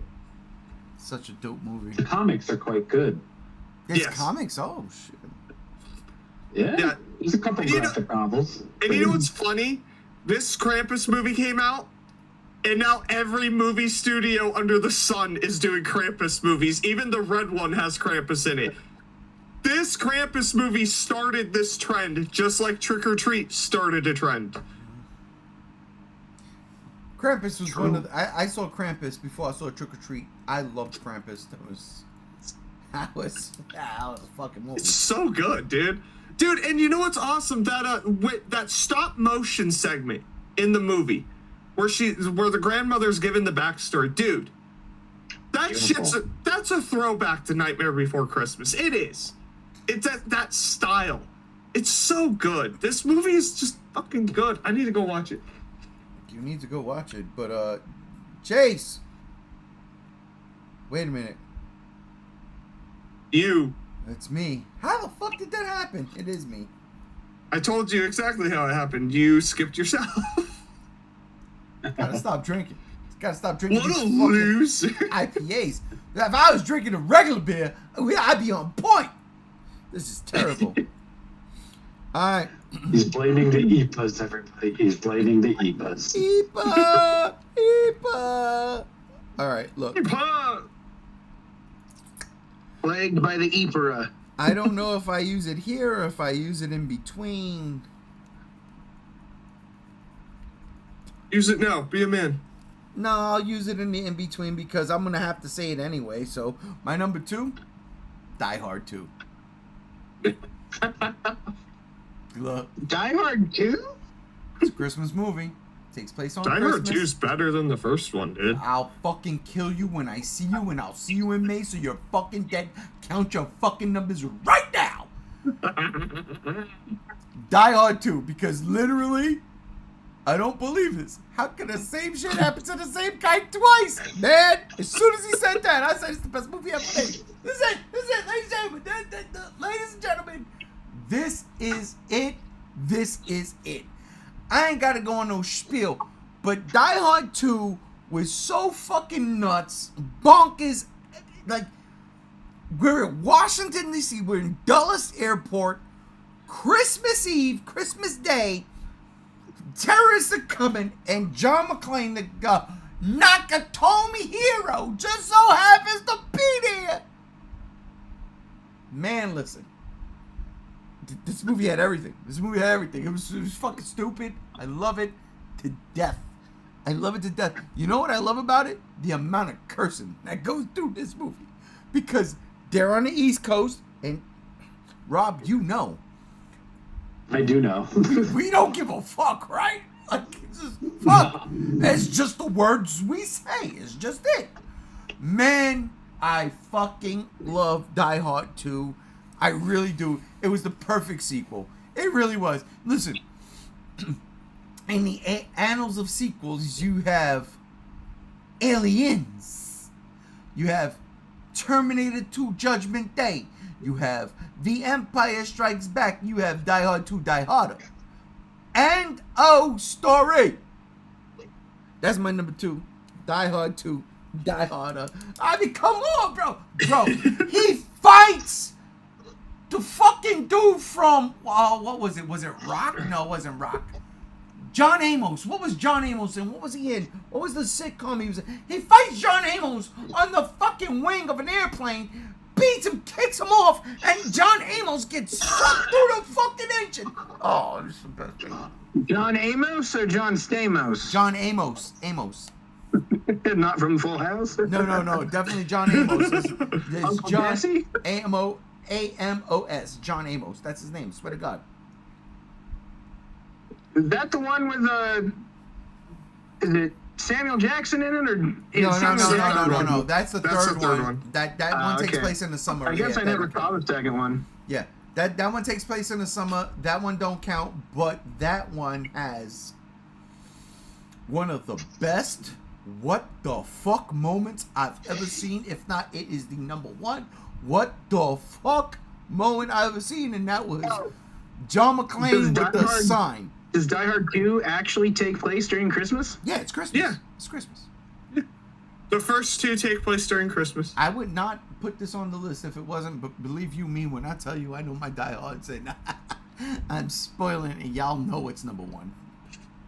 But you don't know, y'all don't know where my chestnut is. These nuts roasting on an open fire. All right. So, where we're at. Chase, we're up to you. What's your number one? My number one, because I love how movies are made and I love practical sets and how, you know, what people can do with filmography and stuff and get really creative. I love Ron Howard's How the Grinch Stole Christmas. Oh, wow. Yeah, not bad, dude.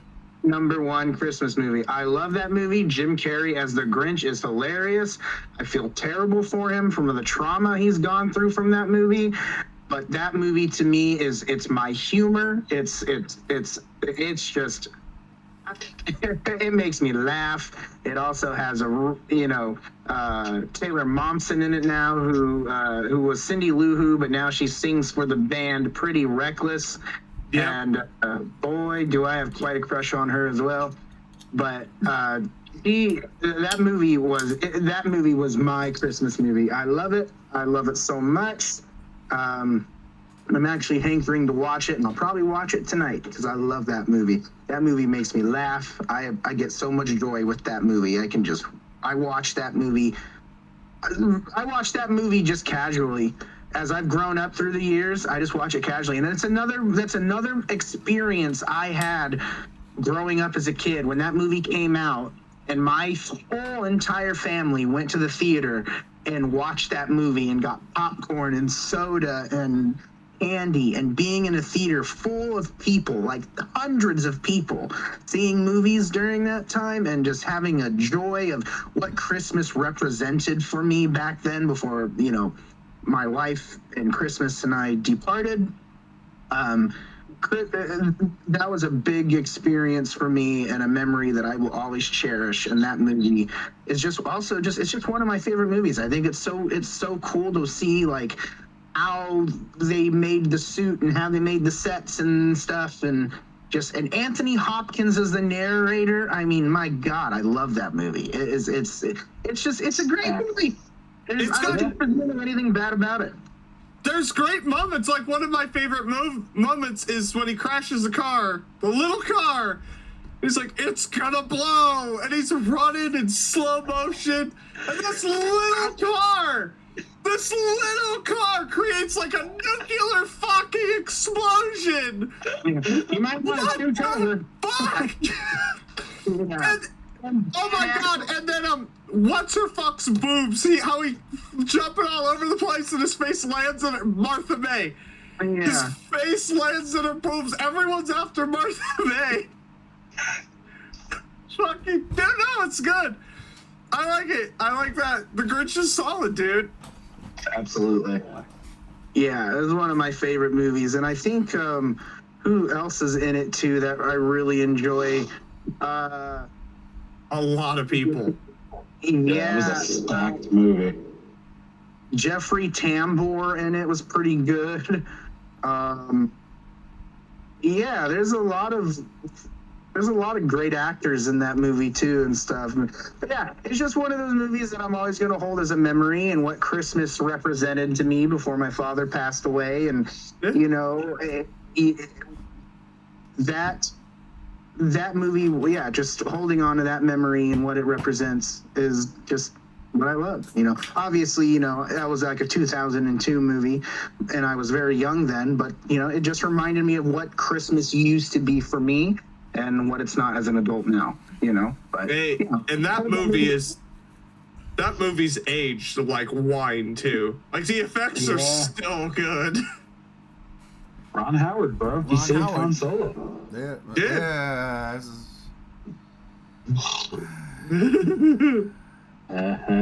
Do we have to really do a podcast about those movies? No, we don't. It's okay. It's better that we don't, but we should. We should, but I think we just get angry. And the That's the fun award. of it. All right. Who's up next? Because I've done forgotten. Hey, Rob! What's your number one? I have seen this movie when it was re-released in theaters every single fucking time. When it was 3D, when it was IMAX, when it was all 4DX, and I had to travel to fucking Liberty Science Center in the fucking orb. This movie was my very first movie that I ever owned next to Disney's Pinocchio. Oh, shit. And I just so happen to have every copy I own of it right besides me. Nightmare Before Christmas. Thank God. Thank God I wasn't the only one. Fuck. I was like, I made a mistake. I hold this movie near and dear because not only was it one of the first animated movies I've ever seen in my life, it was my first Tim Burton movie. Tim Burton for, oh God, the longest fucking time was my favorite fucking director, and still to this day, to a certain extent. And Nightmare Before Christmas, it's a lot like Chase in a way. With The Grinch, it reminds me of Christmas as a kid. It reminds me of when both parts of my family would get together and the gravy was going, the marinating of the sausages was going, the aromas was filling the air, and all I can remember is me screaming my head off, "What?" with the fucking Oogie Boogie song. And bro, it's a movie that I've never gotten tired of. And I mean, I was born in 92. The movie came out in 92. The VHS came out in 93. It was literally my first fucking movie. This goes to show I had Jersey parents. Wait. What? I feel like Superman at the beginning of that trailer. I'm wheezing. You were born when? 92. I saw that movie in the movie theaters. I'm old. I'm jealous. I'm dying. I'm tired. I'm tired, boss. I just wanted to include that my VHS copy of this is a little banged up because I love this movie so much that when I was a kid, I refused to be without it when I went to sleep. So I literally slept with the movie in my hands as a kid. That's how deep my love for that movie was. And I can't tell you how many times I have, I have the normal soundtrack. I have Nightmare Revisited, where all the bands came in and redid some of the songs. I have the anniversary edition, where they did that again and then remastered the soundtrack. I'm still chasing down the vinyl copy. I'm still buying figures for it. It's one of those fucking movies. And might I say, the 4K of this, beautiful transfer. Amazing. I should get on that one. It's fucking worth it, and it comes with the 4K, the Blu-ray, and the digital version. Oh, I definitely need to get on that one. I don't give a fuck if it costs $80. Yes. Oh, dude, I think when it came out, it was $35, and last time I saw it on Amazon, it was like $15. Oh, kidnap these Santa Claus, lock up in a cage. I mean, fucking fuck. Hell yes. Bro, I remember Cobble Hill Cinema, okay? I seen so many fucking movies there. But I remember walking, we used to walk 40 minutes from where I lived in the back of Red Hook, Brooklyn, all the way to Cobble Hill to see movies. And I remember walking, and this one wasn't a surprise for my brother. I was like, yo, we're gonna go see The Nightmare Before Christmas. But Godzilla was a surprise. Come on, let's go, let's walk. 1998, I'll never forget that shit. And as we're getting closer and closer, we're about a block away from the fucking theater, and I pulled the tickets out my pocket. This is what we're gonna go see. And he was like, oh my God, oh my God. Yeah, shut up, let's go. We went. But I'll never forget, like, Cobble Hill Cinema, man, Nightmare Before Christmas. Cobble Hill Cinema holds such a place in my heart. My Cousin Vinny, Nightmare on Elm Street 3, Nightmare on Elm Street 4. God, there was a bunch of shit that I don't even remember that I would just go with my father to see. I didn't want to see it, but he was like, want to go to the movies? Yeah, because I was a movie guy. You know, I was a movie kid. Let's go. Dusk Till Dawn, because that's where I was like, that ain't the soda, and the fucking theater erupted. I'll never forget that. That was my first pop. JR knows what that means. That was my first pop. People fucking laughed so hard at that shit when I screamed that out, when Salma Hayek was putting fucking champagne down her leg into Quentin Tarantino's mouth. I was like, oh shit, that ain't the soda. People pop. So the Nightmare Before Christmas holds in Cobble Hill Theater. It's such a special place, man. And yeah, I put it number 4. And it wasn't on my list. It was Gremlins. It was Gremlins. But it was the music. It was everything that it was that time. It was that moment in time where I was like, this is one of the best things I've ever done. This is perfect. It was perfect. It was perfect. And I loved it. And yeah, no, now I need to really get everything fucking Rob. I can't stand you. And Henry Selick deserves fucking every bit of fucking credit that Tim Burton got for that movie. Because, yeah, Tim Burton did concepts, but Henry Selick did everything fucking else. Yeah. The man is a maestro of stop-motion animated cinema, and we need more respect on his name. I remember when James and the Giant Peach came out, I thought it was a sequel because there was a shot of Jack Skellington as a pirate. Yeah. Yep. And I was like, wow, what? And then I hate that movie. But I also only watched it once, way back when, but I digress. That's 9. I know we're watching after Shin Godzilla.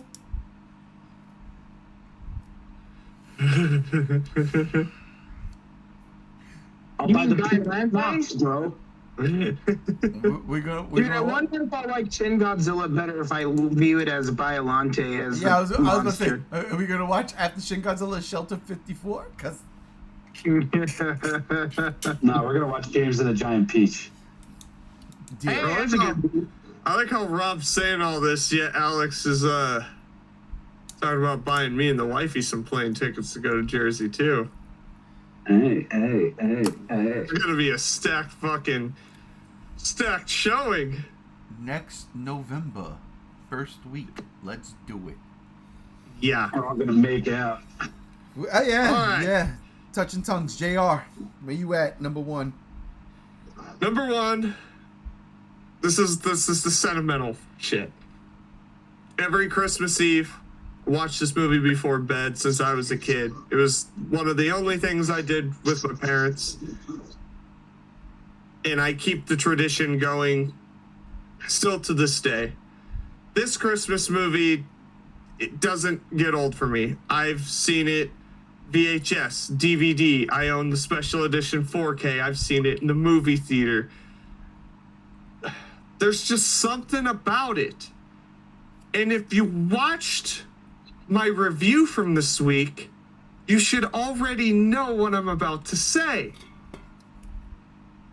National Lampoon's Christmas Motherfucking Vacation is single-handedly the greatest goddamn Christmas movie ever motherfucking made, period. It's done. It's over. Gremlins is great. I fucking love it. Krampus is great. All the other movies I listed. No. Christmas Vacation. Not only is this movie beyond fucking quotable, It's fucking timeless. I watch it every year and it's still hilarious. And I'm 30. I've been watching this shit since I was like fucking 8. Well, my man, it's so relatable. Another one that's relatable. We all have that one cousin. We all have that one cousin who would empty his RV septic tank into the storm drain and then say, "Merry Christmas, the shitter was full." I don't. I don't Yes, have you that. do. That's me. That's me. Fair point. Dude, it's so good. Like, everything. Again, everything. Like, the humor's on point. I've seen this movie so much, I quote it fucking once a day. There's so many great parts of the movie. He's going to a store to look at lingerie for his wife, and he's hitting on the chick, and you have the guy from fucking The Big Bang Theory when he was a kid sitting there with him. He's Russ, and the chick's like, "You can't see the line." And then he looks over at his son, "Can't see the line, can you, Russ?" "No, you can't, Dad." And he looks back at Russ, eyes wide. Chevy Chase, my man.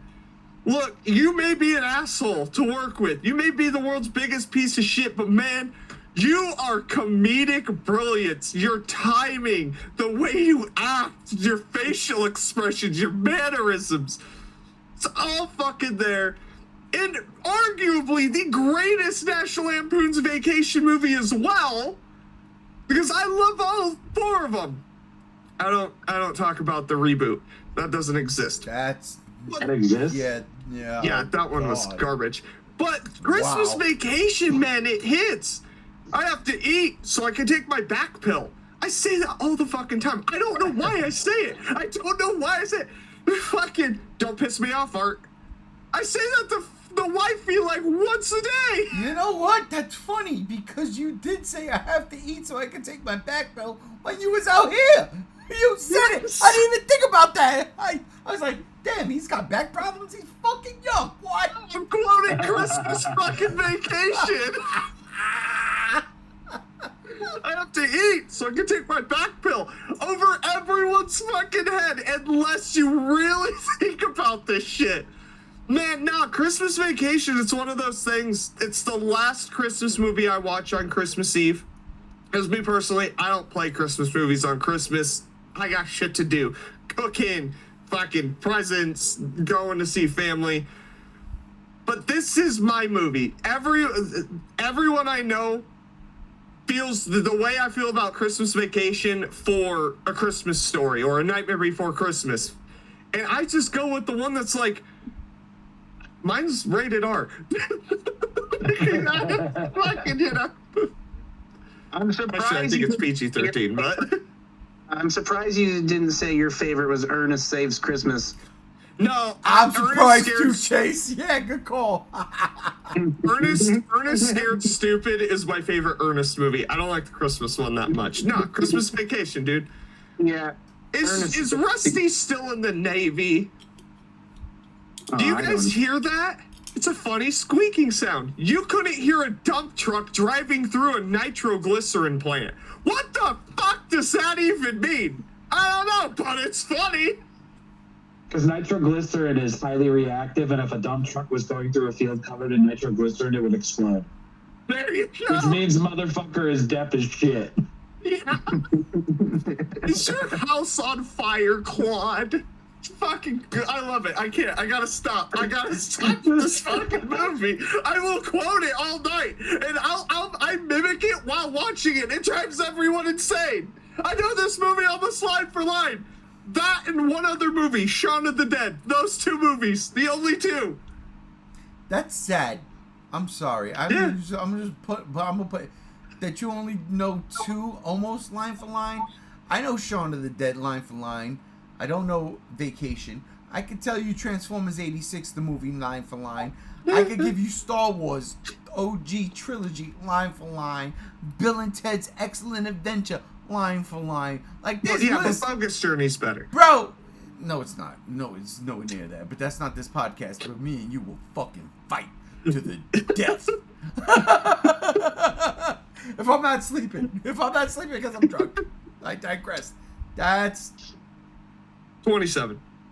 10. 11. 10. But yeah, 10. Christmas Vacation, number 1. If you haven't checked it out, what the fuck is wrong with you? Well, my chestnut is, and thanks to Rob, my chestnut is the best Christmas animated thing I've ever seen, and there's a bunch of them. You got Rudolph. You got Charlie Brown. Charlie Brown, goddamn, I love you. Charlie Brown Christmas special is... Charlie Brown's Christmas is one of the greatest things that has ever been brought to our attention. The music, it's fucking Charlie Brown. You can't get mad at Charlie Brown. No, you can't. But my chestnut is Jingle Bells. Batman smells. Robin laid an egg. The best Batmobile episode. lost his wheel, and the Joker got away. Christmas with the Joker. Batman the animated series. Are you fucking kidding me or what? It's the best episode, dude. It's one of the best. It's definitely the best Christmas one. But for the love of God, this one, dude, do you understand? Super Nintendo made a whole level out of that episode. The Super Nintendo Adventures of Batman and Robin made a whole level out of Christmas with the Joker. Literally, it's crazy. Big ass fucking nutcrackers trying to kill you. It's insanity.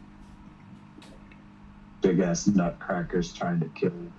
That's a sentence. That is a sentence. That's a sentence I spewed from your mouth. I love Christmas with the Joker. I fucking love it. The performances are there. And again, we set this on Bat Friday. Mark Hamill, Kevin Conroy, I should say, Mark Hamill. That's peanut butter jelly. That's chocolate and milk. It just fucking works. Absolutely. It is the best thing ever. They do a Christmas episode. And one of the greatest, JR, and I'll put you on, oh, he's not here, I'll put him onto this. One of the greatest Christmas things of all time in DC is For the Man Who Has Everything. And that is a Superman story.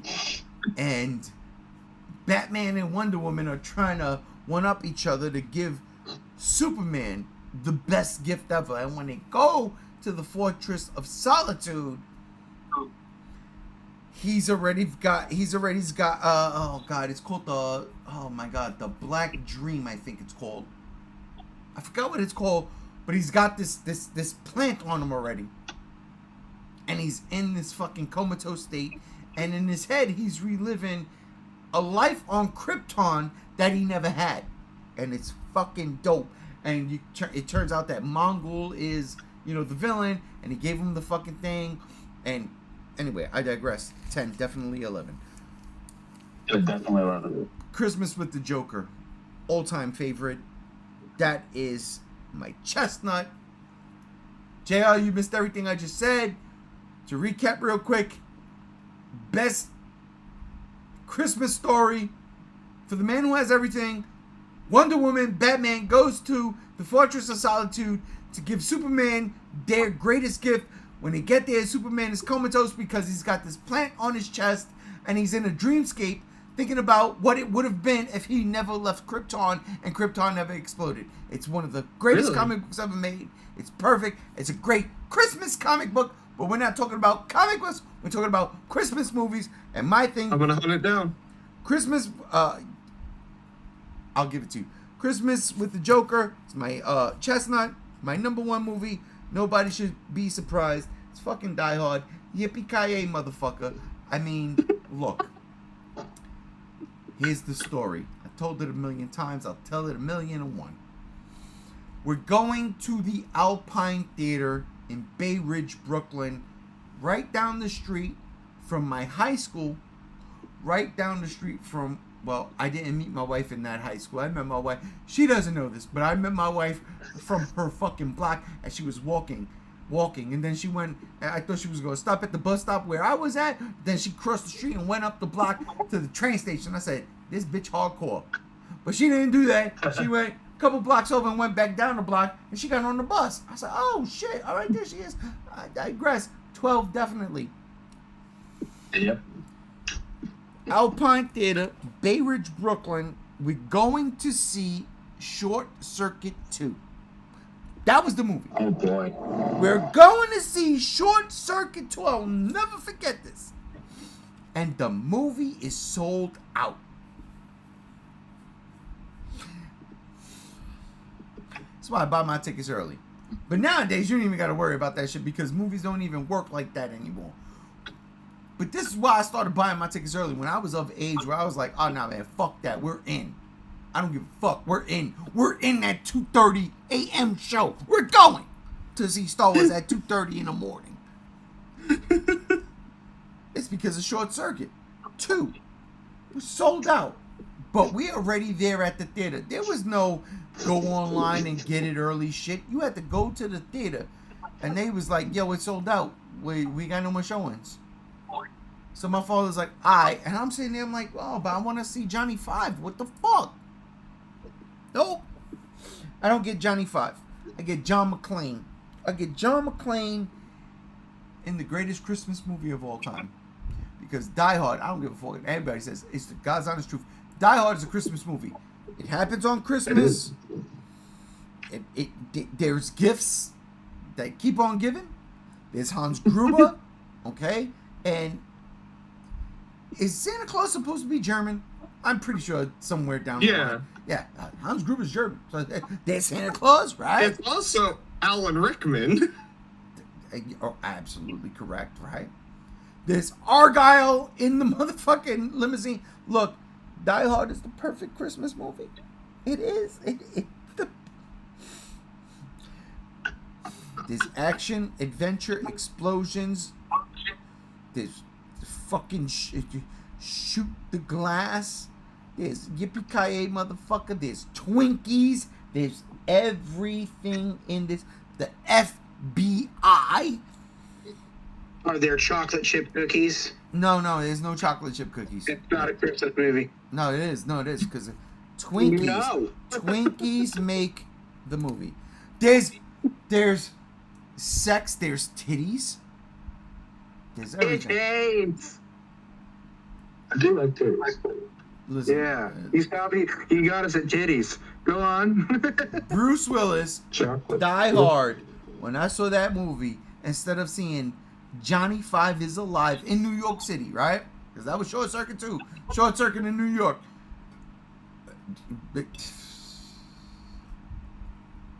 Best thing that could ever happen to me. Seriously. Die Hard is the greatest Christmas movie ever made. Ever. I will stand by that until the day I die. I don't care. I will eat people's fucking faces. I will literally eat you. I will put salt and pepper, but we don't even do that because I'm Puerto Rican. I will put adobo and sazon on your fucking face and eat you alive. If you ever came to me and tried to fucking tell me that Die Hard is not the greatest Christmas movie of all time, nah, you wrong. And here's where I'm going to get you. And I will eat you and I will absorb you. And I will say after I ate you, when my burp comes out, yippee-ki-yay, motherfucker. That's nobody like you. You can't run. You can't hide. Yeah. It was the surprise. It was the best thing ever. Wait, whoa. You know, Bruce Willis. Whoa, Chase. Did you just quote P. Diddy? Godzilla's Come With Me? Yeah, because I thought you were spitting bars there. Chase, do you know that my wrestling theme music was P. Diddy's Come With Me? Cause true story. Yeah, you mentioned it a couple times. Yeah, that's what it was, man. When I was backyard wrestler, that was. But God, I don't want nothing to do with P. Diddy right now. Though, when Bruce Willis was asked if Die Hard was a Christmas movie, he literally said, "Fuck no." But you know that Bruce Willis is not in his right mind, right? He never was. Yeah, he's got dementia now, dude. Yeah, poor guy. Die Hard That's is a okay. Christmas Yeah. movie. Die Hard's a Christmas movie. It's the greatest Christmas movie of all time. And you know what? We are pushing numbers that we should not be pushing today because we need to save these numbers for next week. So that'll do it, ladies and gentlemen, for this episode of this G Show podcast. And I want to thank my panel. Starting with you, Brother Chase. Thank you for being on. Oh, absolutely. It's a blast talking with you guys. Rob, thank you for being on. Staying on so late. It's a joy and a pleasure as always, fellas. It don't matter how late, it don't matter how early. Pod gets casted, the boys were talking. Hey. Go ahead, try to follow that up, JR. Joy to the world. Gremlin impersonation again. Yeah, do that one.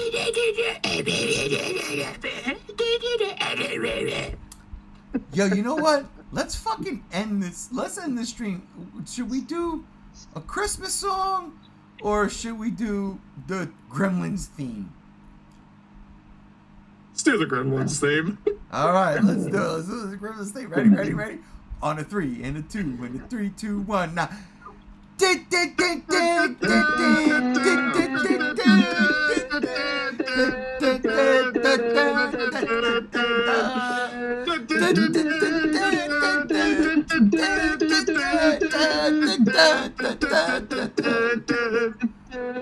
And then it breaks into the weird fucking I know that fucking song by heart, dude. This motherfucker was like on the Nintendo 8-bit system right there. All right, on that note, seriously, ladies and gentlemen, have yourself a merry little Christmas. May your milk run spoiled. Because I can't stand this stupid fucking holiday. But I love it. But I love it. Thank you, babe, for the Joker t-shirt. I shouldn't have said that.